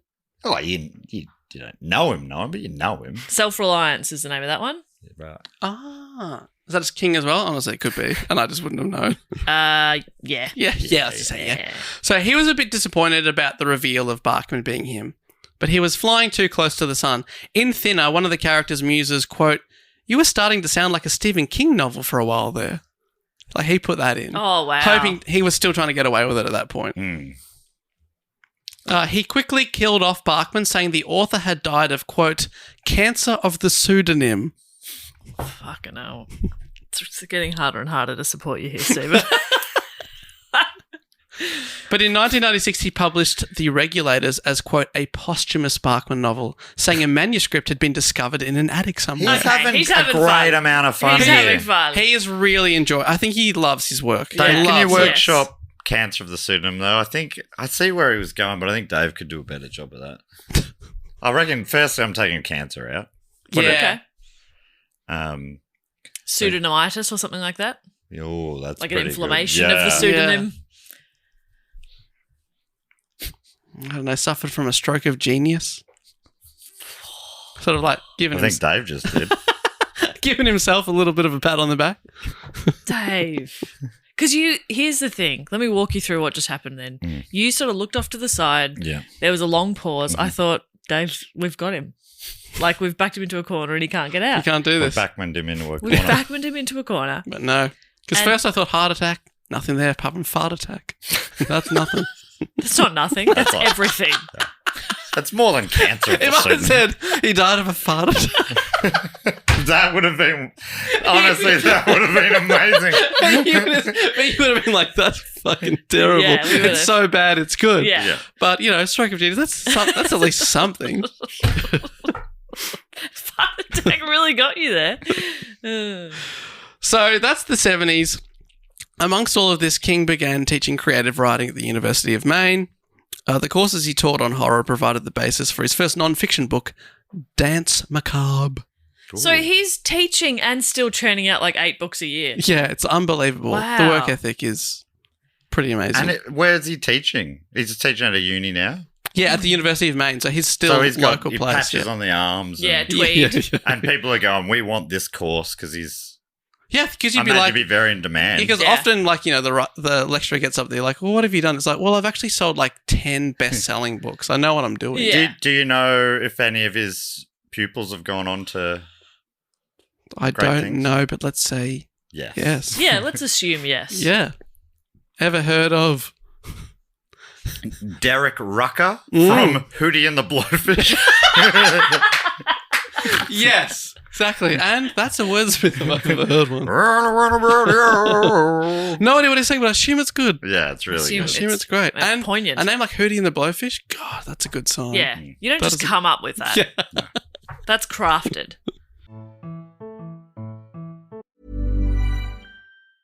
AI is transforming customer service. It's real and it works. And with Finn, we've built the #1 AI agent for customer service. We're seeing lots of cases where it's solving up to 90% of real queries for real businesses. This includes the real-world complex stuff like issuing a refund or cancelling an order. And we also see it when Finn goes up against competitors. It's top of all the performance benchmarks, top of the G2 leaderboard, and if you're not happy, we'll refund you up to $1 million, which I think says it all. Check it out for yourself at fin.ai. If you're listening to this, you're ready. Ready to join the industrial intelligence generation. A generation defined not by age, but by a shared mindset. To connect teams, accelerate efficiency, and drive innovation. Using the power of Aviva software to reshape industries. Turning real-time insights into real-world growth. Discover our stories at industrialintelligence.com. Join Generation I. So then we hit the 1980s. Ah, what a time to be alive. I remember it like it was just yesterday. Oh, you missed out, Jess. But I'm also, saying I remember it like it was yesterday. you missed Yeah, that's out. right. If you remember it, you weren't really there. Yeah. Dead giveaway. I You know, hate, people I is- hate improving with you guys. Do you know people online and they'll say, tell me something without telling me something. Yes? That was like, Tell tell me me you're not you- from the 80s without Yeah. telling me you're not from the 80s. Saying you remember it. I think that might be the one I hate the most out of all the cliches of online. Sure. I don't know why. I reckon we could find something they hate as much. Jess is taking this like it's something she says a lot. Is that true? You're That's- taking this really hard. I've been doing a lot of that content. And now you tell me. That's like, Jess came up with that. Yeah. That's her That legacy. was mine.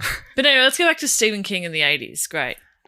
I didn't know. I'm not talking to you right now. Are you talking to me? Yeah. And Stephen King. And Stephen King. Here he is. Well, Shh. So he started strong. And honestly, he just didn't slow down. 1980 Firestarter. Twice adapted as a film, once as a miniseries. once is a prodigy banger. Yeah, that's right. Twisted. What? Ching. Is that one? That's Breathe. Damn it. Same album. What a banger. Fat of the land. 1981, Cujo, about a St. Bernard who contracts rabies, then goes on a killing spree in his hometown. Then 1982, The Running Man, Richard Bachman talked about. 1982, The Dark Tower, The Gunslinger, the first volume in his Dark Tower, Dark Fantasy series. So he's changing genre a bit here. After a long and complex production, there was the Dark Tower film that I mentioned at the start in 2017 with Idris Elba and Matthew McConaughey. But everything he writes, and so Cujo is a movie as well. So everything, it becomes a movie or a TV show. Cujo, yeah.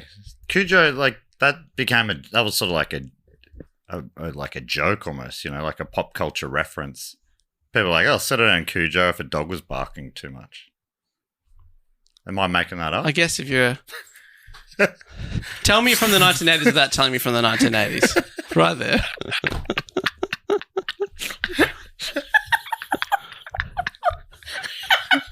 You're also like so hunched over your mic saying that and then looking at us like, am I making that? I'm so tired. You Yeah. do not understand. It was my brother's birthday. Just last night. It's cruel to make someone go to work after something like that. Cruel. Like, at a regular job... So funny you call this work. At a regular job, you could have called in. Said, sorry, it was my brother's birthday. And they say, Say no more. Say no more. Save your voice. Oh, my beautiful boy. I think you want, They the would rest say. you want the rest of the week. Start fresh on Monday, Yeah. I think, yeah. If you're okay. Maybe let us know on Sunday night how you're going. It was your mother's birthday. But us, these cruel tyrants over here, Oh my God. said, if you could manage to turn up at around 10:30, that'd be I brave. tell you what, Yeah. occasionally I get good news that Dave's kid is sick. Oh, I I've did got a look- migraine. I looked hopefully at my phone this morning. Come on, be a message. And it's Sorry. Dave saying I've had an awful night. He's wishing ill upon your I know. When I child. woke up, I sent a message this morning saying she slept all the way through. It was fantastic, like Yeah. a new man. Yeah. And Jess said, "Me too. My migraine's never been further away." Yeah, that's Yes, right. I feel like a new man. Yeah. And Matt said, "But it was my brother's birthday." we cruelly made you turn up, chat to two of your friends for a couple hours, and then we'll go get some lunch. And it was a birthday dinner. Oh. Oh my god! I had to have a pizza or and something. you had to drink a bunch of beers, didn't you? I was there with Dad. Yeah. Your dad's Yeah, like, when we look at each other on certain events, we haven't talked about it before, but we've both got a cheeky glint in our eye. yeah. Dad gives you a wink should we saying, try? Should we have a look at the selection? It'd be rude not to. Definitely. At a tap house. And Tom did put on a little tab, and Oh, Tom, you I idiot. did the first drinks I was paying for myself, and then the bartender who thought I looked a bit like Matt Stewart, he goes, oh. You seem to be happy to pay for the ones now. Now you put them on the tab. I said, well, it'd be rude not to. I'm so predictable. Yeah. Yes. He's like, he goes, oh, it's not really how I understand rudeness. Or something like he was being funny. Okay, yeah. You know, like, yeah. I'd be rude not to. He's like, oh, I don't think that means it like that. "Do you think he was being funny?" Was he funny or was he blocking? Just a very literal man. No, he was being funny. Let's get back to another literary man. Oh, Holy shit! High fives will be delivered. Yeah, That was great. I was about to say edit out that whole Yeah, and conversation, then I but saved you, it. You made it. You made it worth the pain that our listeners had to go And through. the thing is, if you shut the fuck up for a little bit and we get through this a bit quicker, that the sooner we get to some greasy food and some coffee. Oh, that'll help after your brother's big birthday. Oh. Look, why did you bring it up? I'd almost forgotten about it. And now I'm like, oh, that's right. Sorry, flashbacks. And it's not just hangover. I'm also just it's a come down from a big event. Yeah. We're all looking forward to it. We all had the calendar date Of circled. course. And I don't know why you two did. You were never invited. No, I literally walked in this morning. Matt goes, "Yeah, Tom's 40th last night," and I said, "Who's Tom?" "Oh, your brother." Okay. I reckon for the first split second, he's like, my friend Tom from Weed Hornet. Yeah, Oh. Tom's not. Why I invited? He's not Is he? Yeah. Am I? Oh my god! Just What for a way to find out. Just for anybody playing at home, Tom is Matt's younger brother, Oh no! and Dave just gave away Tom's age. Yeah, that was rude, Dave. Actually, I mean, Matt could still be 6,000 years old and have a younger 40-year-old I'm just saying brother. he's at least over 40. I think AJ, if he's doing his job, and I'm really not sure that he I don't is, think he based is. on feedback, he doesn't edit anything out, and I refuse to check. Yeah. But I think if he's doing his job, he'll bleep those numbers, Uh-huh. which is funny because it will make it sound even older, which is kind of what we would like. AJ, please make it a really long beep as well. Like it's 4 or 5 digits long. For 5-6 Beep, figures. beep, beep, beep, beep, beep, beep. So, 1983, he had not one, not two, but 3 books come out. 1983, you say? Yeah, 1983. 3 books, and you've probably heard The of. year the The Australia year my 2 brother was born. and the year Australia 2 won the America's Cup. Ah. And I And think the day that similarly Bob Hawke said, anyone who sacks the worker for not coming in the day after their brother's birthday is a bum. Well, something like that. Something I'm to that effect. paraphrasing. Something to that effect. Yeah. Paraphrasing. Anyway, 1983, 3 books. Well, may we say, God save your brothers. I was trying to get you back on I track. know. That was But my Dave fault. Dave had a really good idea. Yeah. I think we can all agree it was 100% worth it. Yes. 3 books, you've definitely heard of at least 2 of them. 1983, Christine. Do you know this one? Which tells the story of a car, a 1958 Plymouth Fury, possessed by malevolent supernatural forces. Okay, that's funny. amazing. It's a killer car. When you said you've definitely heard of at least 2 of them, and then you said Christine, I was like, well, let's hear. Oh. Hope the next 2 Sorry, are I thought- bangers. I thought you would Which have heard was, of that. of course, No. adapted into the new stories of old Christine or whatever. Is that what it was called? Yeah. Yeah, something to that effect. Worth it. So it is actually a movie. John Carpenter directed an adaptation. You mentioned John Carpenter at the start, didn't you? King of Horror. Later that year, reportedly a new one is in development, but I love it. Christine, a killer car. Wow. It was also turned into a Knight Rider Yeah. with significant changes. He was not happy. He hated that But that's adaptation. what happens. But it was When beloved. when It the was studio beloved. takes over. Herbie the Love Bug as well. Yeah. It's had a lot of adaptations. They turned it into Baywatch. Hasselhoff had a second go at it. Are really straying far from the original text. Also, Pet Sematary. I've heard of one? that. Yeah. About Dr. Louis Creed, who moves his family to rural Maine, discovers a nearby pet cemetery that can resurrect the dead. Twice adapted for film, it's misspelled. It's Sematary, Pet Cemetery. As in the book, kids keep a pet cemetery and misspell it on the sign. Oh, I Bit of see. fun. So it's on purpose. It's on It's not a purpose. whoopsie daisy. It's a bit of a callback to his early novels. He's though. very That's early right, work, which yeah. that was also on purpose, maybe. So I've heard of both of those. Never seen, but heard of. I hadn't heard of this one, though. Cycle of the Werewolf. Each chapter is a It's a short... werewolf on a bike. It's Tour de France. Do it from... But one of the riders is a werewolf, and the full moon It's approaching. is approaching. And the sequel was Great Werewolf Canals of Europe. Went on a lovely little trip, floating down. Celebrating its yellow jersey win. Each chapter is a short story unto itself. It tells the story of a werewolf hunting a small town as the moon turns full once every month. It is King's shortest novel to date at 127 pages, which means it's technically a novella. It was adapted into a film, Silver Bullet, in 1985. Silver Bullet rings a bell. Then in 1984, he had 3 more books, The Talisman, The Eyes of the Dragon, and Thinner. Then in 1986, we have a big one, and I mean that in terms of reception and length, over 1,100 pages long, his longest book to date. No wonder the previous year, 1985, didn't have a book come out for the first time in a decade, and that is It. Oh. I did not know that it was 1,100 pages long. Whoa. That's That is so long. long. Well, that's why I guess they've turned it into At least two movies so far, Yeah, yeah. because like 1,100 pages. Because I just Googled novella because you said it's technically a novella, and I was like, what's the cutoff? And it says, well, this is the AI overview, says it's typically 15,000 to 40,000 words, so 60 to 120 pages. It's longer than a short story, but it's shorter and less complex than a novel. So Right. a novella is 120 pages. Yeah. And It this is is 1,100 1,100 pages. Wow. And obviously it depends on the size of print and that kind of thing. Like a Penguin Classic, they ram in to make it cheap. Yeah. Often I'm like I struggle, squinting I at do, it. yeah, I but then a struggle lot with of, hardback stuff is double spaced. So what year did that come out? That was 1986. Wow. Right, so the Tim Curry one must have come out pretty quickly. Because that feels like that was 80s or 90s, I guess. Yes. And it was a TV movie, I think. Yeah, TV movie in the 90s.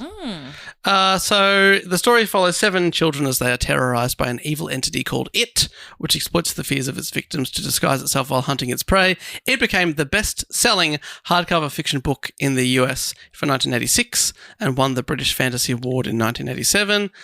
Adapted for TV in the 90s and as film in 2017, It, which took in over $700 million at the box office. So far, that's the highest grossing Stephen King adaptation. Right. It's had a sequel. It's had the TV show you talked about. So I think and I imagine probably going to be more because the sequel was also a big hit. Yeah, the TV show's already got a second season coming, I think. There you go. Which was a prequel season. Because it comes out as a 27-year cycle or something.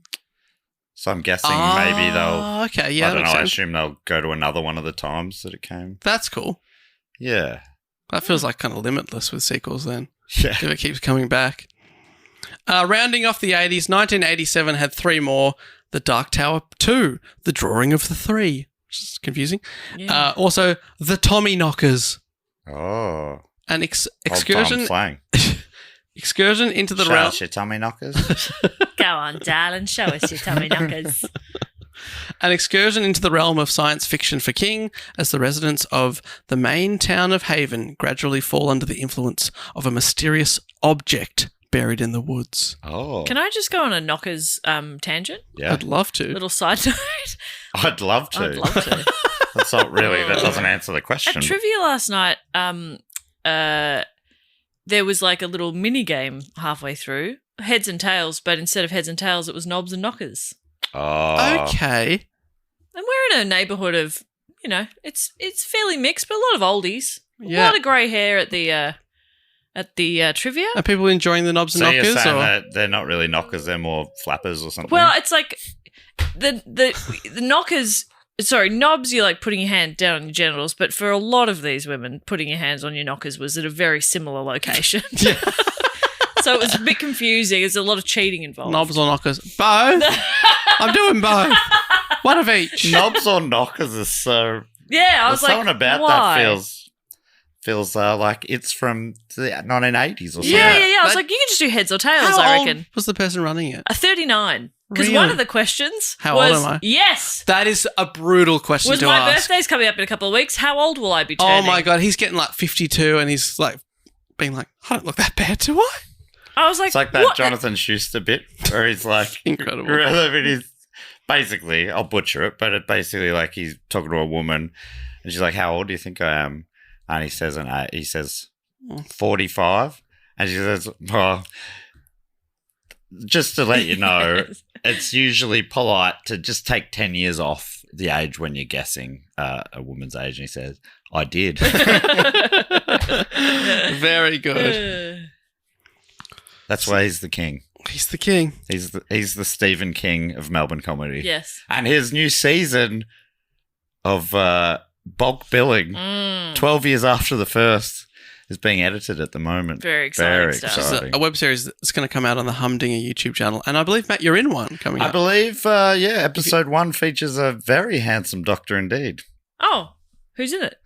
I don't know the order, actually, Okay. but I think I am on the first episode. Okay. That's what he And so said. Schuster's the doctor in that one. That's great. That's really good. I really needed you to lift me up then. But you're so ugly. I know. So, like, how could I have done I that? know. How could I have done that? Yeah, I know. I put you in a really tight Sure, spot. I'm an incredible actor, but I'm No. not that good. Yeah. Yeah, when Matt said I needed you to try and lift me up there, Jess said, I did. So fun. Yeah, I'm hard on the ice. You're hard on the what? On the ice. Anyway. You're hard on the ice. You should see him out there. Rock hard on the ice. On the ice? Yeah. Yeah. Yeah. The meth. Yeah. He gets weirdly hard. Yeah. I lose all inhibitions. It's a problem. The front door's open, if you know what I mean. So the next year, I'm sure you've heard of this one, 1987, Misery, Yes. which won a Bram Stoker Award. It was adapted into an Academy Award-winning film directed by Rob Reiner. Yeah. Yep. Oh, is that the bunny boiler one? No, don't worry No. about it. No, What's that's Misery is the one where she's like, and I haven't seen it or read it, but from pop culture, I think she's obsessed with a rider and she sort of kidnaps him. Yeah. And like And chains she him. boils bunnies? Yeah, maybe no. That's a That's a bunny boiler different thing. movie?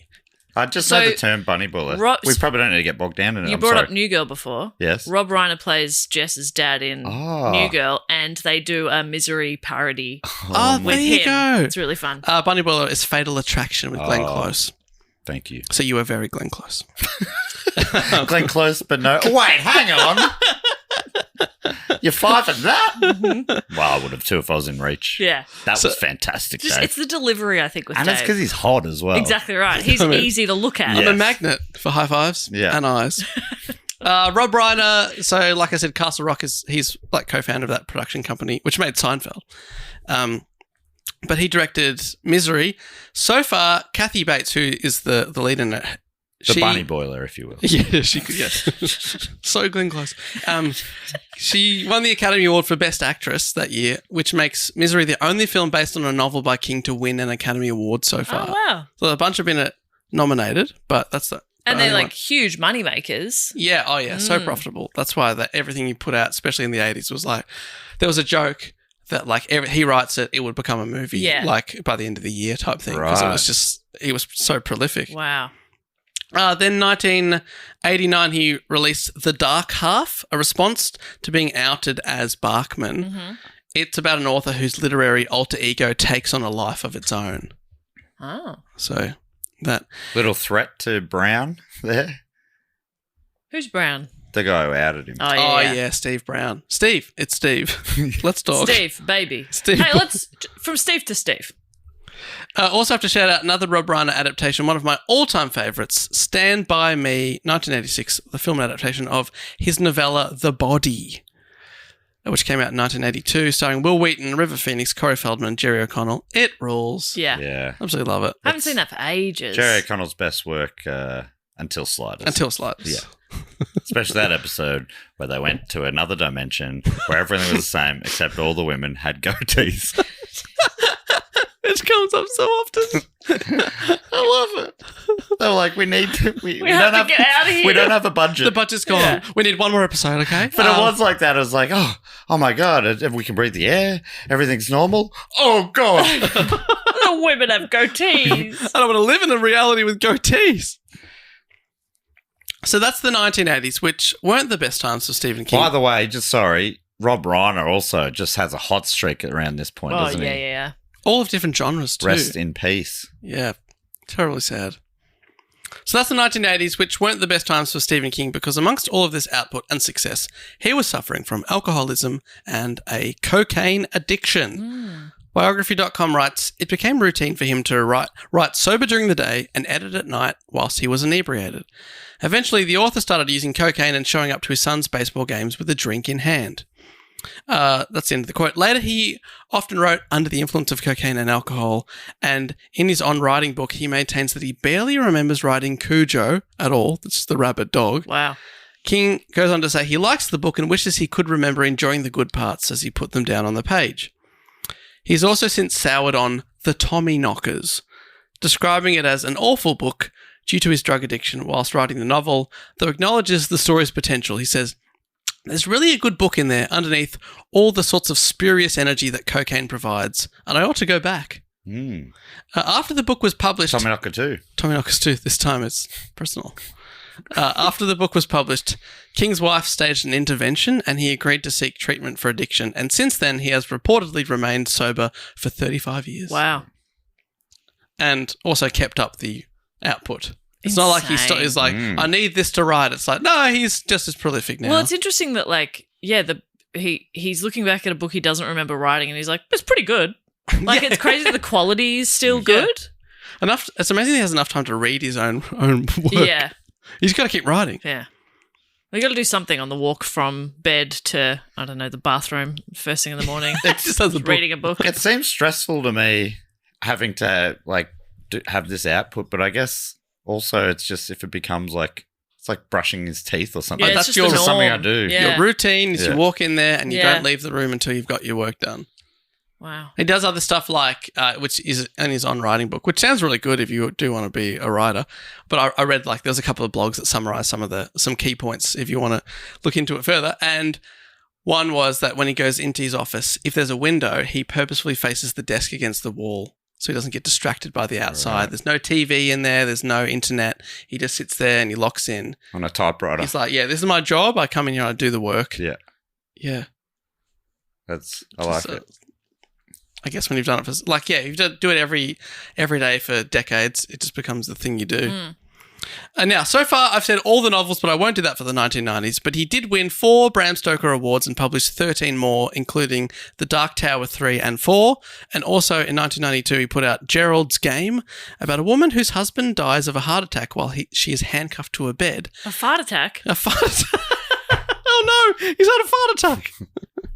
And following the subsequent realization that she is trapped with little hope of rescue, she begins to let the voices inside her head take over. So what? She's chained to the bed? Yeah. Why was she chained to the bed? I think they're doing some sort of kinky stuff. Okay, great. I think. Yeah. And that he's just had a heart attack. That's unlucky. That is unlucky. That sucks. Yeah, that's why don't do anything kinky. Never. Again, it's another key related thing. Yeah, he's really into keys. Loves the key. Man loves a key. That's how he also delivered the coke into his nose. Yeah, loves a key. He'd love the bowling alley that we've been to for our Christmas he parties. would. The keys. He'd love the keys. Yeah. He's also got a house in Florida. Oh, The keys. The keys. In 1996 came The Green Mile, the story of a death row inmate as a serial novel in 6 parts. It had the distinction of holding the 1st, 4th, 10th, 12th, 14th, and 15th position on the New York Times bestseller list at the same time. Wow. I think he just put them all out at once. Wow. Yeah, or maybe they were staggered a little bit, but they were such such big Are hits. they full novels, all 6 of them? I actually don't know how long they are. It feels like a little scammy otherwise. Like, yeah, I'm releasing them one chapter at a Yeah, time. yeah. Full price. Yeah. Yeah, wow, that's interesting. I didn't know that. Looking at this is again the AI overview, but the serial version is about 550 pages. So yeah, maybe 6 small novels. But yeah, cashing in. I don't know. Or maybe it was one of those things where he put it out as he's writing it. Get it out. Get it out. Yeah. I don't know. That's like some of the classics you've talked about on BookTreat are like that. Just keep. They like came out as serials. Like the Oh, Sherlock so Holmes many. and Yeah, stuff. a lot of those early ones. Yeah, they come out and then they just publish it all together, and it's like, wow, this is awesome. A lot of the Charles Dickens work as well. Of course, The Green Mile was adapted into the hugely successful Frank Darabont film in 1999. Another successful 90s adaptation of a King work is the Shawshank Redemption, adapted in 1994 from the 1982 King novella Rita Hayworth and the Shawshank Redemption, also directed by Frank Darabont. And like we said at the start, it's the topic of our Movie Club podcast out this weekend on Patreon. And I'll give you a few more.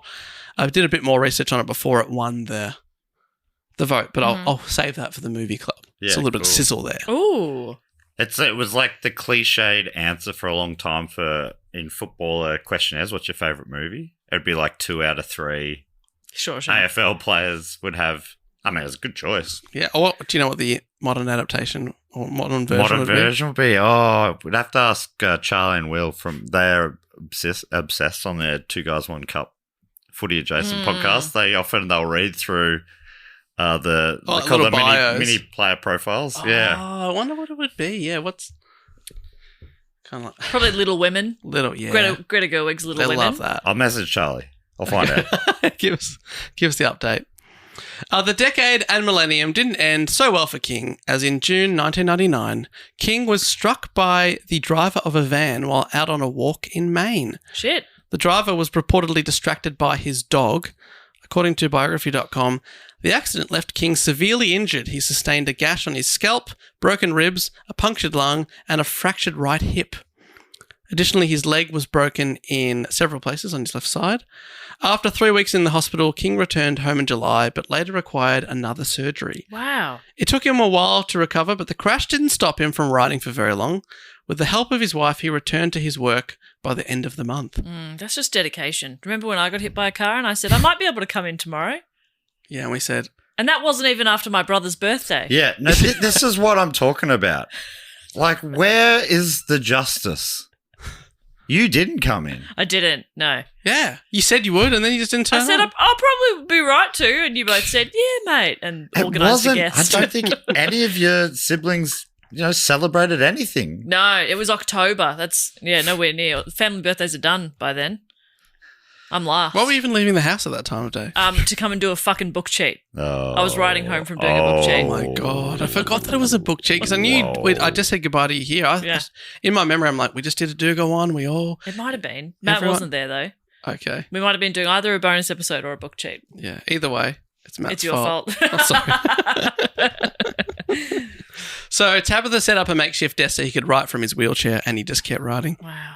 Reflecting on the incident, he said, "It occurs to me that I have nearly been killed by a character out of one of my own novels. It's almost funny. Like, van out of control, kill a van." Yeah. It's like, that happened to me. Yeah. I have seen it reported by Screen Rant. This is one of those things that sounds too good to be true, but at a few other places online that he bought the van that hit him at auction and had it crushed as an act of revenge, and also so that no one could turn it into a novelty saying, this is the van that almost killed Stephen King. Okay. So no, he feels nothing anyone towards doing the that? driver, but the van he's really angry at. The driver, he did actually have a relation. Like he commented on the driver because I think he avoided jail time. And then he later died on Stephen King's birthday years later or something. And he put out a statement saying, I was sad to hear about this guy dying. Okay. And he said he didn't want him to go to jail. Yeah, okay. But sounds sus to me. Yeah. Sounds like he celebrated his birthday a little vengefully, so Yeah. to speak. And I hope In brackets. no one allegedly. expected him to work the next day after celebrating a birthday. yeah. Hey, what about your own birthday? That's got to be at least a 2-day ride. Oh, I don't know. Your own birthday. I don't know.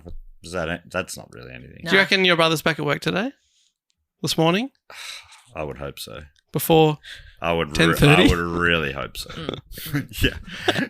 As a plumber. He's out on he's starting at 6 somewhere in a ditch somewhere, Yeah. and you're being like, oh Oh, no, someone else has to tell me a story at 10:30. no. Oh, no. Well, we didn't even start till 11. So, It's nearly lunchtime. It is. Oh.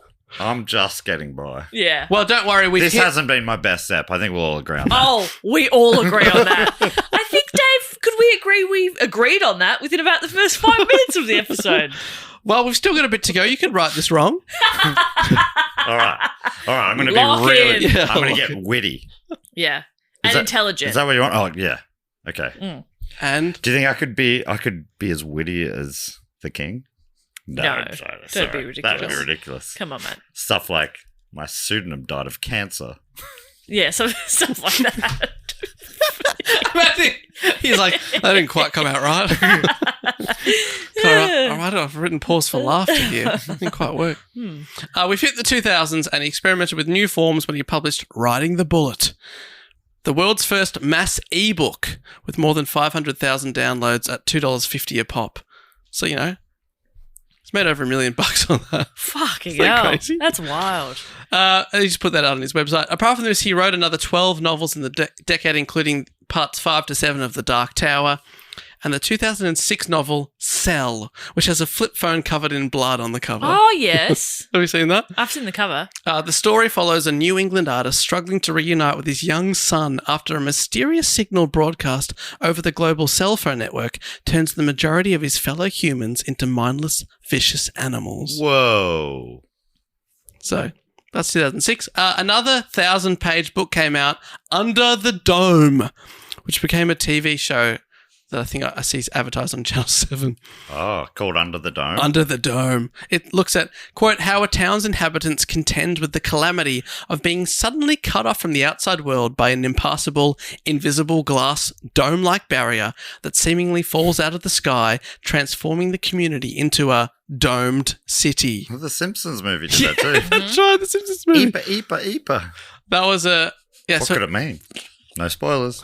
that was a 1,000-page book. Wow. Then the 2010s saw 13 more novels, including his 60th book, 11/22/63, that is about a time traveler who attempts to prevent the assassination of United States President John F. Kennedy, which also became a TV show. Did you see that one? No. It got a few series. I think it's James Franco. 11/26/92 or something. 11/22/63. See, yeah, he's It's a turning it football around. movie. He's turning it around. Yeah. Yes, that's good stuff. Keep it going. And you're wondering, how does Stephen King get his ideas? I am wondering that. Well, he says he often starts with a what-if scenario. Ooh. Asking what would happen, for example, if an alcoholic writer was stranded with his family in a haunted hotel. That's The Shining. Or if he could see the outcome of future events. That's The Dead Zone. Or if one could travel in time to alter the course of history. 11/22/63. And then he just goes from there. What if a rabid dog trapped me in my car? What would happen? Cujo. Yeah. Right. Okay. What if a car was alive? That's Christine. What if a woman was alive? That's Caroline.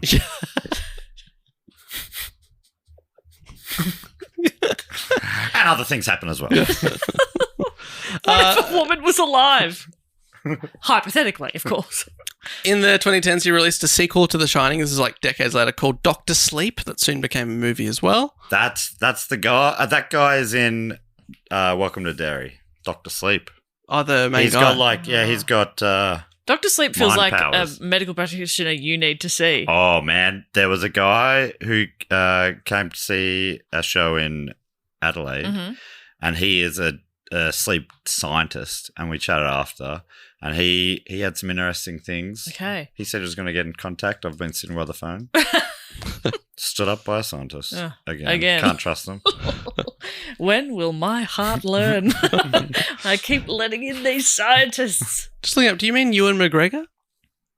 I forget the question. What are He you was, the talking lead about? Sleep? he was the lead in Dr. Sleep. Oh, no. But the character Dr. Sleep is in Welcome to Derry. Oh, Is the that- character. The character, sorry. Sorry, I thought you were saying that you're like, I couldn't think of the actor before. And I'm like, it's Ewan McGregor. Oh, no. No, you're saying, yeah, because that joined the two universes. What you're saying. Yes. Yeah, love that. Love that. Which Ewan McGregor, there was a TV version of it. Oh, yeah, I think it's a new version of Dr. Sleep. He doesn't I look see. anything like Ewan McGregor. Oh, so he's ugly. No. If he doesn't look anything like Ewan McGregor, he's a fuggo. Oh, that's such a good point. Yeah. He's the gold standard. Oh my God, he's so beautiful. Hello there. So that is Dr. Sleep. He published the hardboiled detective crime novel Mr. Mercedes, which was the first in the Bill Hodges trilogy. It won the Edgar Award for Best Novel in 2015, which is presented every year by the Mystery Writers of America. Really?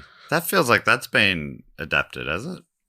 Yes, almost certainly. Mr. Mercedes rings a bell. In 2018, he released the horror novel The Outsider, which features the character Holly Gibney, who originally appeared in the Bill Hodges trilogy, and later two more novels, Holly and Never Flinch. And I know she was in movies, the character, so I'm sure that Mr. Mercedes is also a movie. I gotta read some Stephen King books. Oh, it's a sorry, I've looked it up. It's a critically acclaimed 3-season television thriller Sick. called Mr. Mercedes. There you go. It's got Is a high Ewan rating. McGregor in it, or Let me look it up. No, so not worth a look. Though it does have Brendan Gleeson. oh, It's always excellent. yeah, second hottest man in the world. That's right. Both Celtic. One's Scottish, one's Irish, right? No, they both. Yeah. Don't worry about it. Yeah. They're two parts of me, so I can say that. Yeah, you're allowed to say that. I've got those in me. Perfect save. Yeah. So that brings us to our current decade, because Holly and Never Flinch were released in the 2020s, where he's already released 7 novels, with another due out in October 2026 called Other Worlds Than These, the third and the final book in the Talisman series that he previously co-wrote with Peter Straub, who sadly died in 2022. He also has done a few collabs, with some with his son, and so he often works with other writers too. Right. Wow. He just loves writing. He loves writing. The man loves to write. He loves to write. He lives to write. So, to date, King has published 67 novels or novellas, as well as more than 200 short stories. He's written 2 graphic novels and multiple screenplays of his own. His book sales are estimated to be over 400 million, Jesus. making him one of the most successful writers of all time. He's called the King of Horror, but over the decades he has experimented with all kinds of styles: fantasy, crime, drama, mystery, romance, suspense, western, supernatural, often blending these genres together.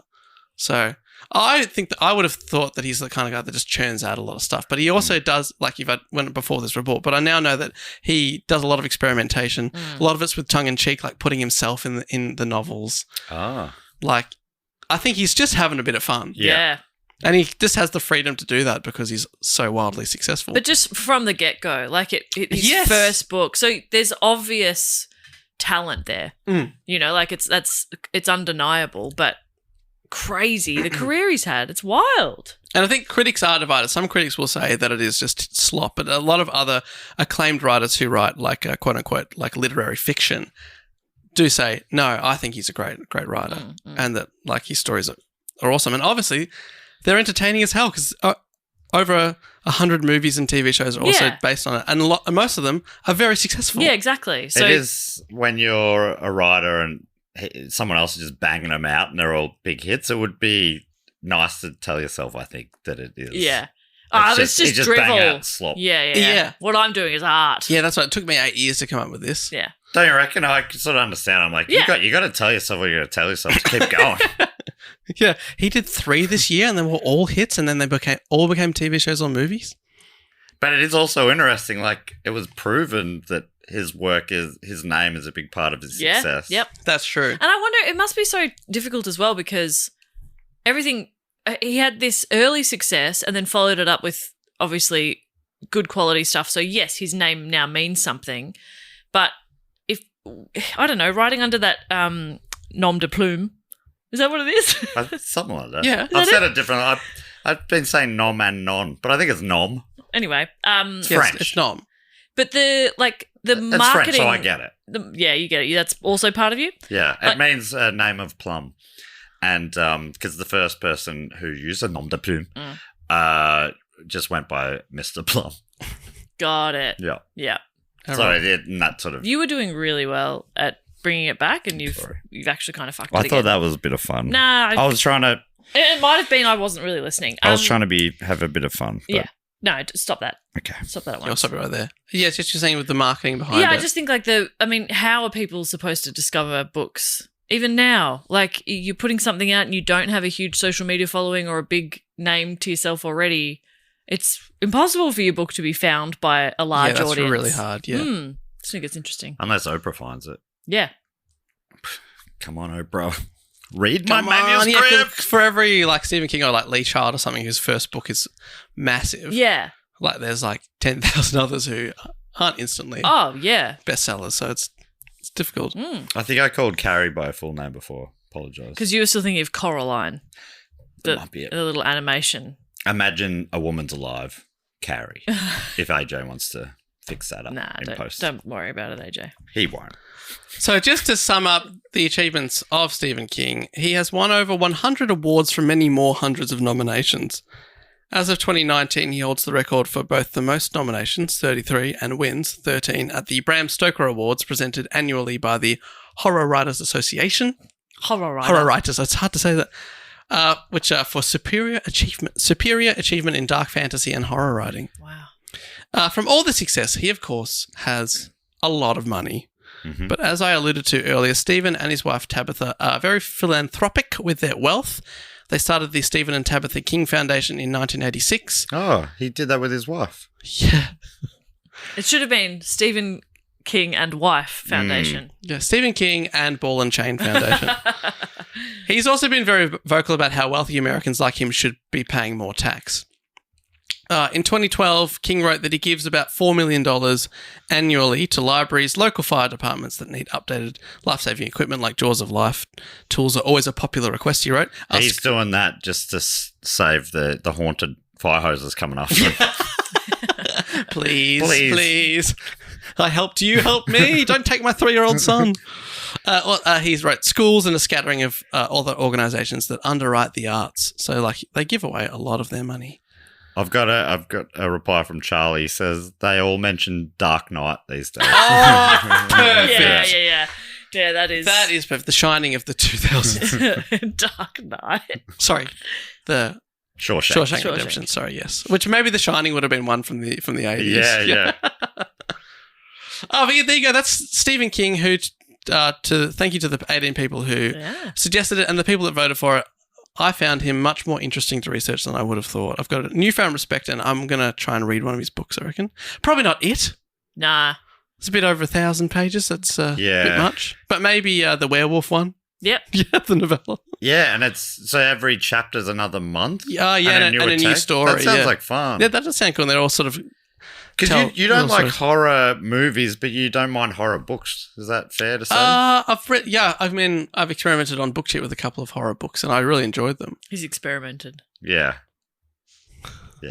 Fapping. I was turned on. Yeah. But That's why people love horror. Horror movies, yeah, exactly. But they're a bit Well, scary. you got to take your aggression out somewhere. Why not downtown? They're a bit scary for me. Yeah. Do you get scared by books? You know what I mean? Well, You can just Stephen sort of go King. like, I've just got a great idea. Stephen King. A book becomes alive. It's a demon. Imagine. And it just starts going. Oh, that's good. By And the it's like time numbing on you with the soft papery mouth. by the time this episode comes out, that he will have released that book. It'll be a movie. Yeah. Wow. There you go. I didn't know really anything about him. Yeah, me either, to be honest. I knew, and a lot of the things I'm like, that's also his work. Yeah. Like Under the Dome, that's a TV show I've seen. Or the JFK one, 11/22/63. I'm like, yeah, I've seen ads for that. Yeah. That's a Stephen King book. Right. What's the Secret Window, that Johnny Depp film? That's also one of his. Yeah, I didn't know Green Mile was. Yeah, he's so prolific and so successful. And I hope he keeps churning them out because it's cool. Yeah. It is cool. It is. I think Writing it's is cool. really cool. I think it's cool. I think it's radical.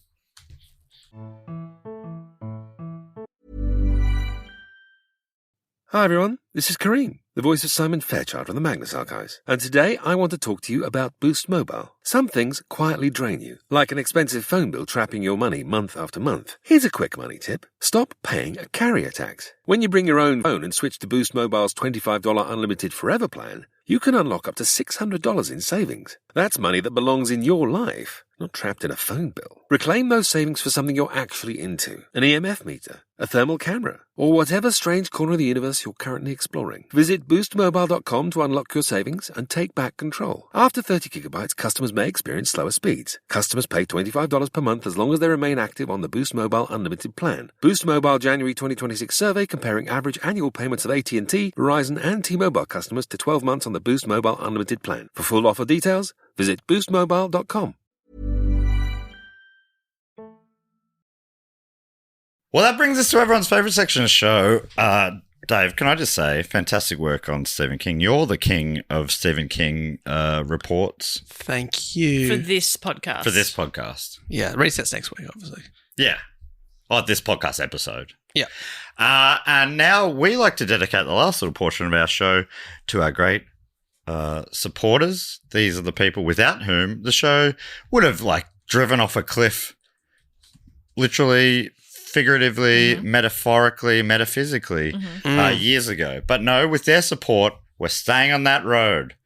We're continuing down that highway of podcasting to hell. And, by the way, a Patreon has sent in a song. I want to play it right at the end. Oh, okay. It's a banger. But you will have to put your headphones on. Well, Jess. I'm not. I'll do that then. And can I also say, Jess, I reckon it might induce a migraine, but we'll find out. Fabulous. So first up, what we like to do in this section of the show is for people who have joined up as supporters at patreon.com/dogoonpod. We firstly talk about some of our Sydney Scheinbergers. They're on a level where they get to give us a fact, a quote, or a question, or a brag, or a suggestion, or really whatever they like. And actually, I think this section of the show has a jingle. Might go something like this. Fact, quote, or question. Yeah. That's exactly how it went. Oh, he remembered the ding. He always does. And she remembers the thing. She always does as well. I think that's how that goes. Yeah. Now, the first one this week comes from Sam Cutler. And our fact quote and questioners get to give us a title as well. Themselves, I should say. They get to give us a title for themselves. I think I'll put that. Can't put that any simpler. Yeah. Sam Cutler's got the title of Sam Spamalot the Sixth. Okay. Now, Sam, under Fat Quarter Question, has written update and sneaky question. Oh. Okay. See if you can see where this is coming. All right. Sam writes, oh, hey, my three favourites. Long time no type, but we made it. It's 2026. My girl. I'm a tired husk of a Sam, but a happy husk. Update on directing my second film, Scarecrow's Wedding. I'm alive! Sort of emoji, I think, like arms up in the air and a big smile. And thanks to the New Year's song you did last year, I sour cream and thrived. Big smiley face, big smiley face, big smiley face. Ee-hee-hee.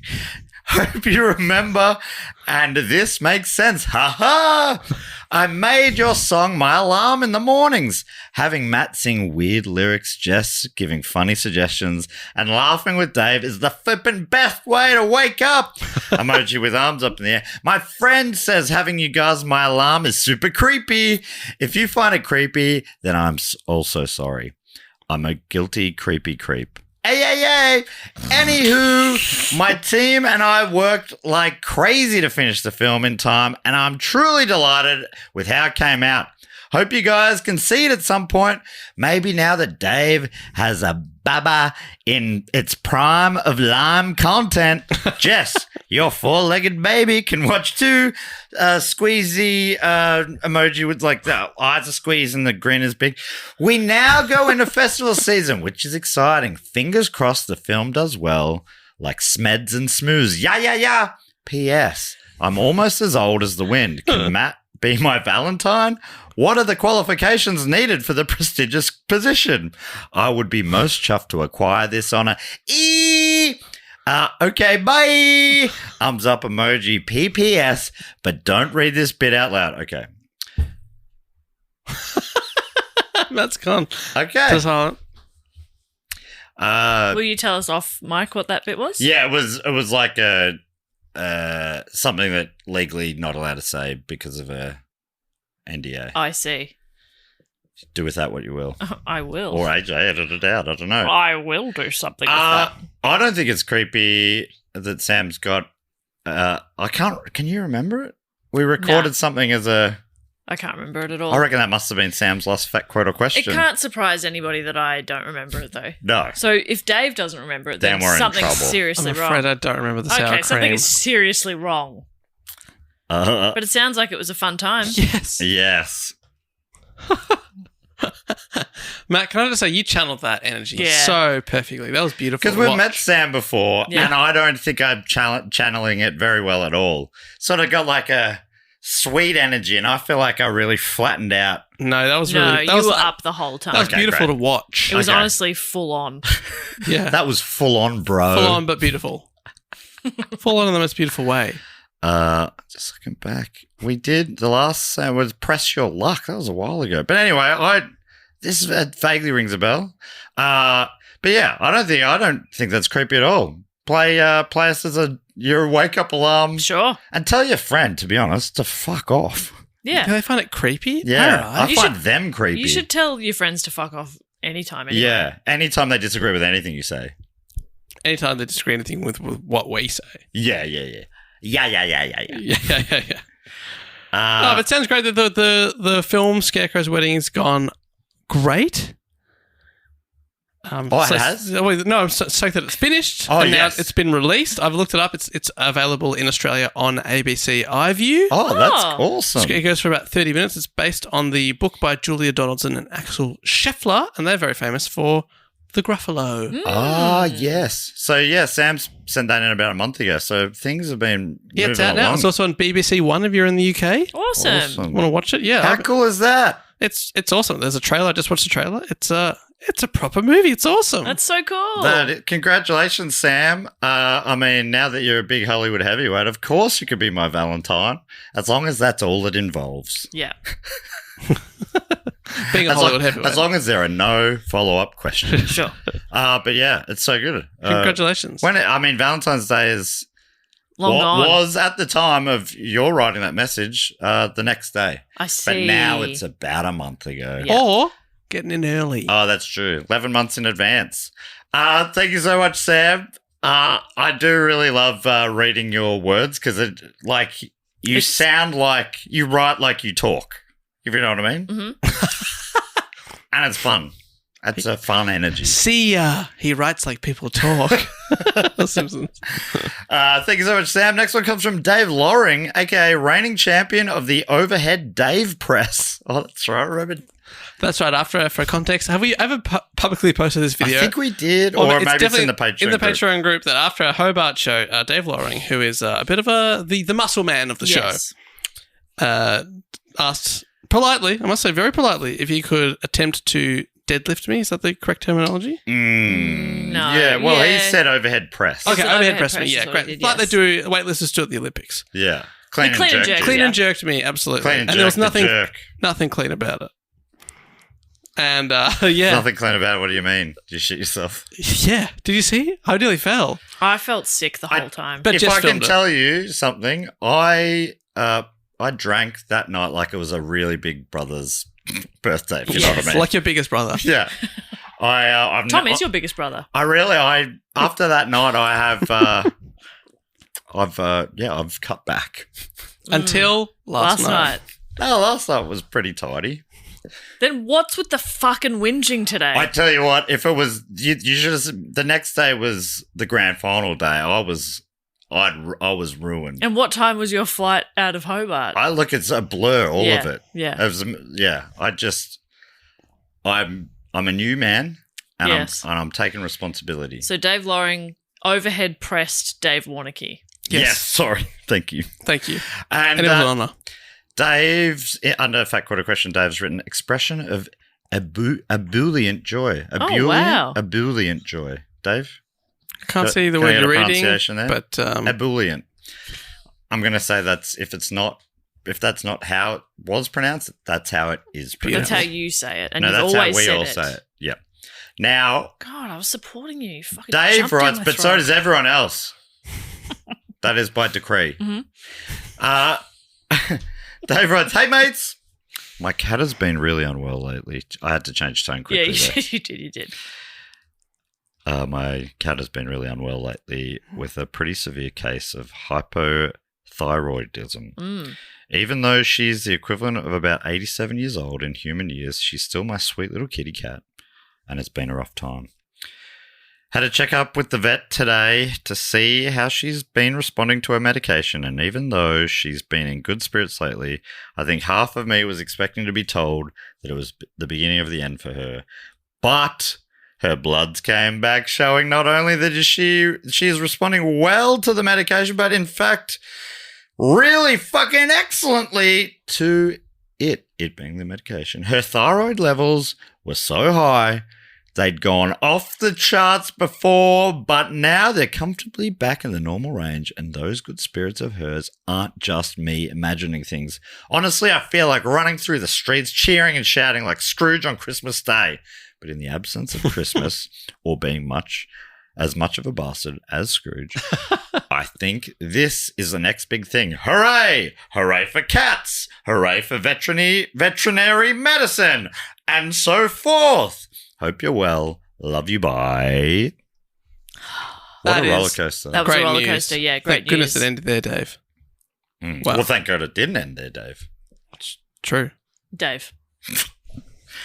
Great news, Dave. So good. That's really good news. Thank goodness. Yeah, what a relief. I think that cat's going to live forever. That's the feeling I get. I'm sort of an amateur vet. You can't call what you do veterinary sciences. Amateur? What you do is sort of how they predict serial killers of the future, okay? Yeah. And stop doing it. Well, how are you going to fix them if you don't know what's inside them? Is that the joke? You're saying I'm cutting up animals? Yeah. I tried a yes and, but it was pretty grim stuff, to be honest. Jess. The last one this week comes from Cheryl Engelsman. And Cheryl's got the title of Queen of Still Having a Giant Toddler. Oh, of course. Got giant the Todd. Big Todd. Oh, big The dog. Big Todd the dog. Under Fat Quote, this is the most random bunch of Fat Quotes or questions. Under Fat Quote questions, Cheryl has written, update on the thick set Todd. Yes. Writing, hey mates, just wanted to give an update on the giant slobber monster I live with. Her name is Jess, Saoirse. Saoirse. I live with, full stop. Her name is Saoirse. I know it's a hard one. Oh my God, if I just read the next fucking line. Saoirse, spelt phonetically. She is 125 lbs, pounds to some, or 56-ish kg. Oof. Far over Dave's comedy weight. I was about to ask Dave. You're about 51, isn't it? 52? 52 was the 52 comedy weight. weight. That's right. But now you are, since you've been beefing up, Yeah, that's right. I think that'd I'm be now in about the weight of one of your biceps. unfunny weight of 63. Still pretty funny. You should put on a few more and get to 69. That's what I That's the now I'm funniest. rounding up. Yeah. I'm trying to be always 69. Thank God we had a milkshake for lunch. Yeah. It starts here. Cheryl continues, she just turned 4 in January and her second gotcha day was February 7th. What's gotcha day, Bob? The day you got them. That makes sense. So she's been a spoiled princess girl and still listens to the pod with me. I say it's time for my programs in inverted commas, like I'm 92, but she gets excited and listens with me. She has my whole heart and will someday see her brother from another mother, Rupert, across that rainbow bridge. Until then, but maybe sooner, it's Thick Set Todd out. Thank you so much, Cheryl. I love that thick set Todd. Always nice to hear about the Thick Set Todd. Can't argue with that. Cheryl, Dave, and Sam, 3, just great news. That was a feel-good week. Yeah, that's a feel good And the addition. fact quote question. We welcome good and bad news, whatever you want to give us. Facts, quotes, questions, or otherwise. Yeah. The next thing we like to do is shout out to some of our other great supporters.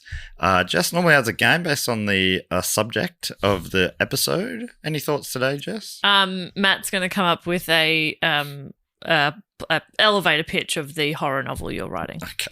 That is fantastic. Okay, so you're going to do place and Dave's going to do names or Yep. something like that? Yeah, I'll give you the name. That sounds good to Okay. me.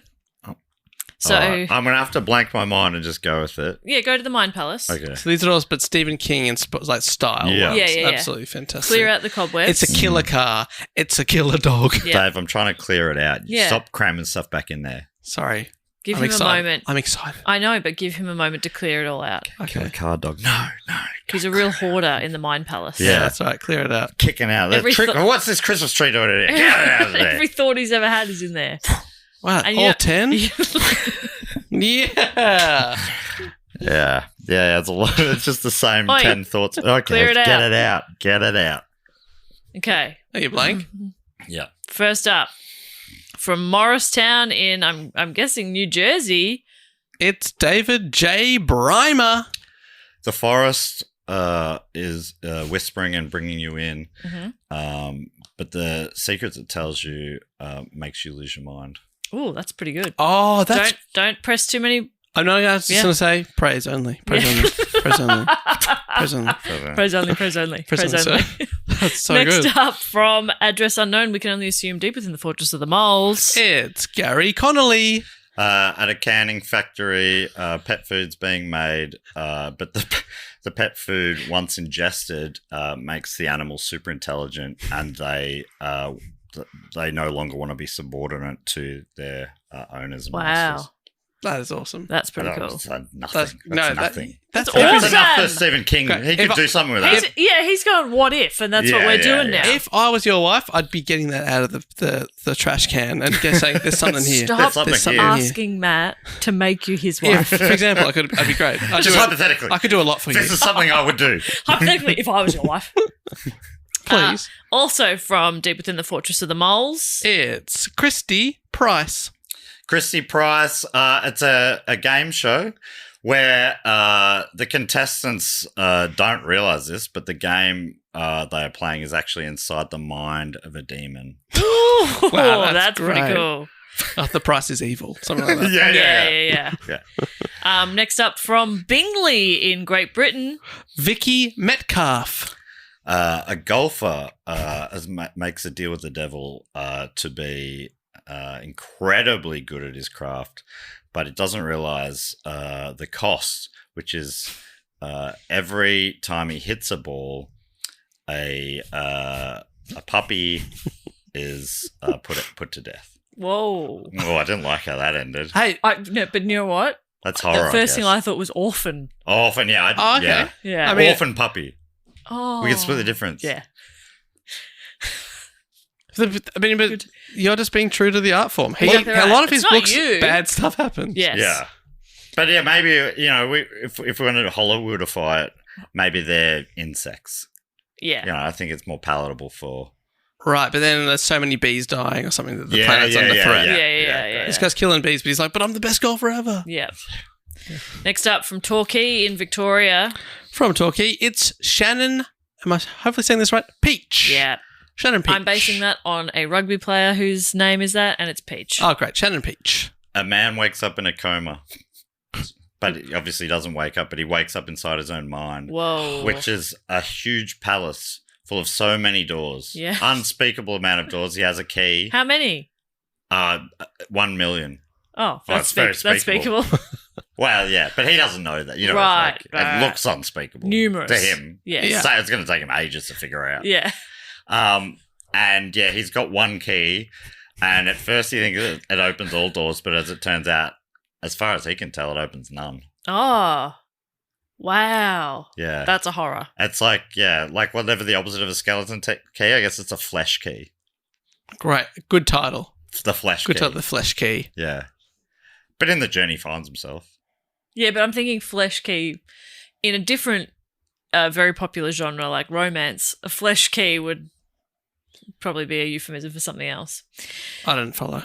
A dick. Oh, and a flesh keyhole. Yeah, What would that be? A butt? probably. Yeah, I guess so. Next up. Yeah, well, that's not the kind of That's books all we're it writing is. That's right all now. it is. So I got to clear that out. I got to clear that Clear smut that out of my no, mind. sorry. Clear it out of there. From, what do you reckon this is? Win Malley? Yeah, in Windmelly. New South Wales. It's Elizabeth Scabiris. I went to school with a Scabiris. Oh, right, because it could have been Siberius as well, but let's just say, I reckon you're right. Elizabeth Scabiris. The world is mirrors. Oh, that's spooky. Holy shit. And The world like, is everything's bad mirrors. angle too, so you Yeah. always look bad. Yeah. That's great. Like, Stephen's publisher calls him and says, what's the new book? He just says, The World is Mirrors, hangs up, and the publisher goes, We've This done it is- again. This is going to be big. order that second tub. Yeah. Honey, buy that beach house we were looking at. I think we're going to get a second hair dryer. It's like a hair dryer. No, I think, like, what's real is sort of the question. Oh, that's totally. asking. Yeah. No, we get it. Yeah. As do those publishers Yeah, and their yeah. wives. And the noise they're hearing, it's not ooh, it's Cha-ching! touching. Correct. From Stone Mountain in, what's GA? Georgia? Yeah, I'm thinking Stone it might be. Mountain, Georgia. It's Mark R. Boyd. A man wakes up Mm-hmm. in coma. biblical times. Oh, no. He finds himself in the job of Stone Master General. Stone Master. He has to kill with the stones, Whoa. but he's a really bad shot. Oh, no. So he keeps missing. Yeah. Jesus. And it just means that he sort of bruises the people he's meant to be killing. Yeah. And they end up dying of starvation, and he has to be there. And it's just sort of like they're there for ages. This is just the elevator pitch. But it's awful. It's horrible. Stephen? Done it again. Well, that was Mark. Yeah, Mark, that's you've done it again. Wow. I mean, Stephen's written so many emails. He's sort of just getting new people in to write for him. How many of Two more. Okay. So, penultimate from Wellington in New Zealand. It's Maya or Maya. Maya gets the dream job, town mayor, or Maya, and unfortunately, it's a poison chalice, quite literally, because after getting the keys to the city, quite literally, and the robes, again literally, and the crown, which is metaphorical, they find out that there is a chalice, and it's sort of like this occultist thing. Mm-hmm. And really, the mayor is just a puppet of this sort of undead society who sup on the blood of virgins. Wow. Whoa. Yeah, like nerds. Oh, yeah. Yeah. How many pages do you reckon that one is? Well, it sounds like he's got two lengths, either 127 or 11,000. Or somewhere in between. 11,000. It's impressive. It's impressive, Maya. That's a time. Okay, and finally, from Darwin in Great Britain. Hello and thank you to Stephanie Dickinson. All of a sudden, evolution hits its peak and starts going in reverse. Quick. Oh, yeah, oh, nice. wow. Okay, people are Whoa. devolving. Quick. Dot, dot, dot. Yeah. Because if we did it over the same amount of time, it'd be a very drawn out novel. But it's True. happening it's happening to them. The space of what do you reckon? Like, what sort of, a week or a couple of days or hours? I reckon a week, yeah. Wow, and, yeah. It's because radio waves. Sure. Good explanation. They listen to it's like this really popular top 40 countdown show. Right. And if you listen to that, that's what. You devolve. Whoa. That's full on. yeah, it kicks off with the gotcha call. I never thought radio would be the bad guy. Yeah, well, that's what Stephen King's done here. He's positioned radio sort of playing against type. I've done a bit of what if. What if Yeah. radio was What bad? if radio wasn't the hero for once? Yeah. Makes you think. That's amazing. Yeah. Do we get through that? We did. Yes, thank you again to Stephanie, Maya, Mark, Elizabeth, Shannon, Vicky, Christy, Gary, and David. And where do I get my ideas from? Now, the Mind Palace. I really did try to empty it out, and some of those are words taking cues from names. I'll peek behind the curtain. I think We didn't pick pretty that up, but obvious. that was beautiful. Wasn't to me. So that means just a couple more things to do. Triptych Club and Triple Triptych Club this week. Dave, please explain. I would As your favourite politician famously once asked. I would love to explain. Which one? I think a few of them have been in the dark on several issues, but Let me explain. We are taking turns here to... No, that's the wrong bit. I'm sort of floundering a bit now. I zoned out and went on Facebook, so I can't even great. help. I don't know what we're doing. Do you know that I also zoned out too? Explain the Triptych Club. Oh, yeah, okay, great. Triptych Club is for people who have supported the show for 3 consecutive years. And we welcome them into an exclusive club. Once you're in, you can never leave. But why would you want to? Because it has everything you could possibly need. Dave books a band. I'm behind the bar. We've got a kitchen. The oven's a bit faulty, but if you like incredibly hot food, this is the place for you. Matt is lifting the velvet rope. He welcomes you in. Everybody cheers for you. This place has everything. We've got like a time zone up the back now. It's pretty sick. Please leave my air hockey table alone. Matt keeps fucking with it, but... Well, the toilets someone have... to tell you about that. What? 'Cause you had to leave early recently, and I forgot. I could never remember. Do you want us to make them ice table hockey? No, ice table hockey is not a thing. Oh, I've done it. I keep double bluffing myself. I'm like, no, she doesn't want me to not make it ice. So I think she wants me to make it ice. I'm honestly sick of having this conversation with you. I'm so week confused. After week. You really need to write it down. I have. Oh, I can't read in this room because of the black light. Dave, have you booked a band? You're never going to believe it. Why? I've been trying to get this band to come in for years. Really? Wow. One of the most influential acts of the 20th century, and they're here to perform their hit song Pet Sematary. It's Ramones. Whoa. That's right. Whoa, and they're all back from the dead, Pet Cemetery style. Yeah, that's right. We've revived them all. Most of them. They will be wearing the leather jackets. Oh, That's part of the that's contract. in the contract. Happy birthday, old man. Or whatever they said. Go to hell, you old bastard. I was not even close. Now, we've got, bloody hell, 6 inductees this week. Did you have a drink this week, Jess? A cocktail? I did have a drink, thank you. Yeah, it was delicious. What's the Stephen King cocktail that you had and made? I thought you were just asking me if I had a drink this week. Yeah, what was it? It was a pineapple and watermelon V refresh. Yeah, fantastic. So that is available over the bar. Jeez, I tell you Sorry, what. no, I just need to get the camera back on me. The one that Jess was away from. Just hang on, if I can just get the camera back on me for a sec. Then I'll just stare really dead-eyed down the camera, and I assume V will see this and want to reach out and sponsor us. You're welcome for that V cash. Okay. If happens, I forgive you. And I'd like to reach out to Plum. If you want to sponsor me, the good people at Plum, I'm going to eat this later. I'd like to shout out to the good people at Erdinger. That's a good beer. Basically, we're trying to say we are for sale. Yeah. We got a price, and it's whatever you got. So, 6 inductees this week. Like Jess said, I'm going to read out the name. I'm going to lift the velvet rope. If you hear your name, jog on in. Dave's up on stage, hyping you up. He's the MC. Hell yeah. He does it with a bit of weak wordplay based on your name or where you're from. Jess hypes up Dave because in this section of the show, we play a character. Dave plays a character that he's not full of confidence. Hey, he's not playing a character. Thank you. Okay. Dave is a little husk of a man. Okay. Now, Jeez, that's a bit much. first up from should I say? Should I? No. That this guy DM'd me on Patreon. I implore you to do the same out there if you think your name has been missed, because he should have been shouted out about 5 years ago. And he was just shouted out on this episode as well. It was a shout out and triptych. Yes, that's right. Oh, I see. I thought you missed him twice? Well, we missed him. Yeah, completely. For the shout out. I see. And the I was triptych. like, how crazy that he's in there twice. Yeah, I yeah. see. You did that on purpose. Okay. Never mind. It's not that interesting then. Yeah, you were like, how's this I was physically like, possible? wow. I didn't really take it in before because it was in my mind palace. Sure. But now that I'm back here on the the model coil, yeah, is that what they say? So from Morristown, New Jersey, welcome him in to the Triptych Club. It is well overdue. David J. Brymer. It'd be a crime if we didn't welcome Brymer. Woo! Come on in.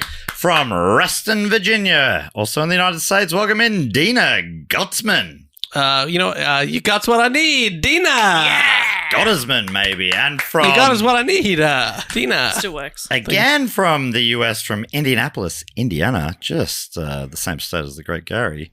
Welcome in Zaid. Zaid. Here, enjoy this free blade. Yeah. And I handed a knife. I handed out knives. Yeah. But only this once. I've got heaps more in my van. From Portland, Oregon, again in the US. Welcome in, Etchy or Essie Hughes. Some people like rhythm and blues, but I like my rhythm with Hughes. Can you, how would you pronounce that? E-C-E-Y? I would maybe a soft sound. Essie. Essie.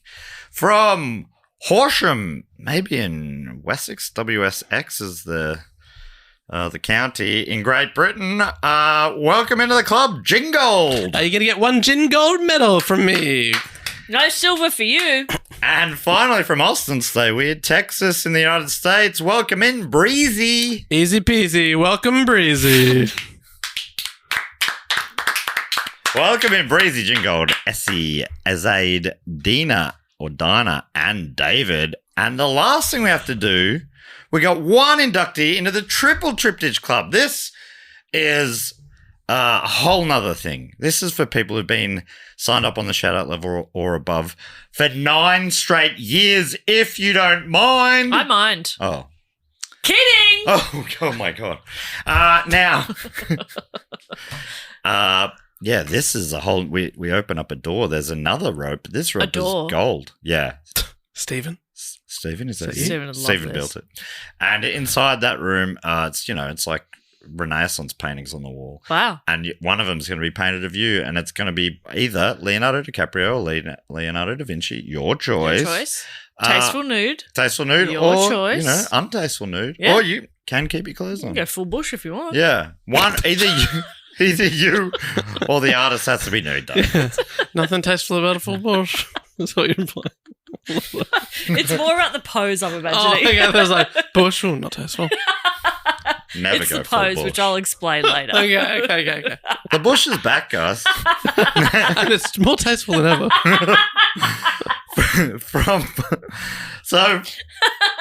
For the Triple Triptych Club, I believe, if I recall it right, Jess gives you a kiss, Dave gives you a salute and a compliment, and I give you the keys, if you will, to a classic episode that you will now be the sole guardian of. All right, are we ready? Yes. So Saluting. I'd love to induct in from right here in Melbourne, in Preston. Please welcome into the Triple Triptych Club, it's Laura Cotterill. Laura, you can do it. Salute. Oh, fuck. Why do I forget this bit? Talk amongst yourselves. How are you? Oh, yeah, I'm good. Thank you. What colour would you say that shirt is? Oh, my God. Like a grey It's almost like a mushroom grey. mushroom. Okay. Do you like that? You can cut No. that out. Yeah. Okay. Stop that. That was some of the worst small talk I've ever heard. What? We've never met. Hey, we got nothing. I mean, that's clear. No chemistry. Jess, I believe you might have even mentioned this episode today. Laura Cotterill is now the, what did I say? Custodian. Of episode 15, The Spice Girls. Oh, wow. That's Jess's best ever report. As Yeah, my as I best said ever earlier. report that I remember. Welcome in, Laura. Make yourself right at home. Now, Jess, we need to tell anyone anything before we go? Just how much we love them and value them. Yeah. That you can suggest a topic. There's a link in the show notes. Yep. You can also go to our website, which is dogoonpod.com. Yeah. You can find us on social media I'm at listening. dogoonpod or Yes. Dogo On Podcast on TikTok. And we have other podcasts that we do. We do. Who Knew It with Matt Stewart, Book Cheat, Jess Writes a Rom-Com, and others. Yeah. Cop that, listen now. And Primates. Oh, cop that, Primates. Well, yes. Oh, and we got some live shows coming up during the comedy festival, assuming this is coming out before then. Yes, it absolutely is. We'd love to see you there. And, stay tuned because there might be some more shows Oh to my announce God, I'm soon. so excited to announce these shows, or for Dave to announce them, to be honest. Yeah. Dave, boot this baby home. Thank you so much for listening. Oh, hang on. We're going to finish with a song. You ready? Yes, You absolutely. boot it home and we'll finish with the song. Do we give a credit to who wrote the song? on the Oh, way in? yes. Matt Lineker. I said last night I couldn't sleep. So he made this track, which includes his favorite quote from the show. And then he says, bone apple tea, which is, That's I awesome. think is a bit of fun. Thanks, Matt. We appreciate that. If anyone else wants to send a song in, we'd love to hear from you. But until next time, thanks for listening, and I'll say goodbye. Oh, later. Bye.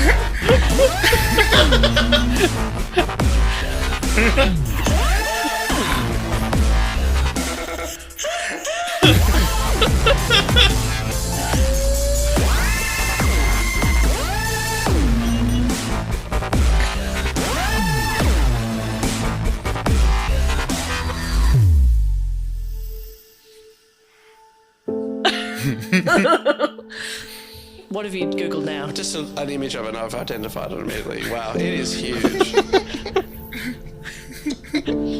I've identified it immediately. From what? I've identified it. What does that Do you recognise it? Is that what you mean? I've seen it and I've identified it. Is there a lineup? I do know That's the toilet. Could I explain things and then show you a picture? I said I identified it because I didn't want to spoil what you're going to say. And what am I going to say? Where's it from? I don't want to say it. Where's it from? Whoa, getting Dave, to you it. really... I know, that's why I said I identified it. That was weird. Don't say anything.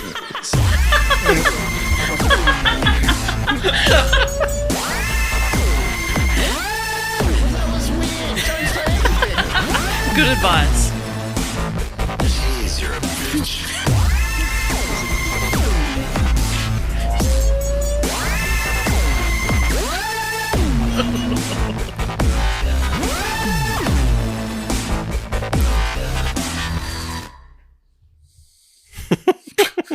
Wow. Jeez, you're a bitch. I'll stand by that, Dave. The Pussycat Dolls return. PCD Forever World Tour. Playing live across North America in 2026 with special guests Lil Kim and Maya. Get tickets Friday at livenation.com. Don't forget to sign up to our tour mailing list so we know where in the world you are and we can come and tell you when we're coming there. Wherever we go, we always hear 6 months later, oh, you should come to Manchester. We were just in Manchester. We're just there, but this way you'll never miss out. And don't forget to sign up, go to our Instagram, click our link tree. Very, very easy. It means we know to come to you, and you'll also know that we're coming to you. Yeah, we'll come to you, you come to us. Very good. And we give you a spam-free guarantee.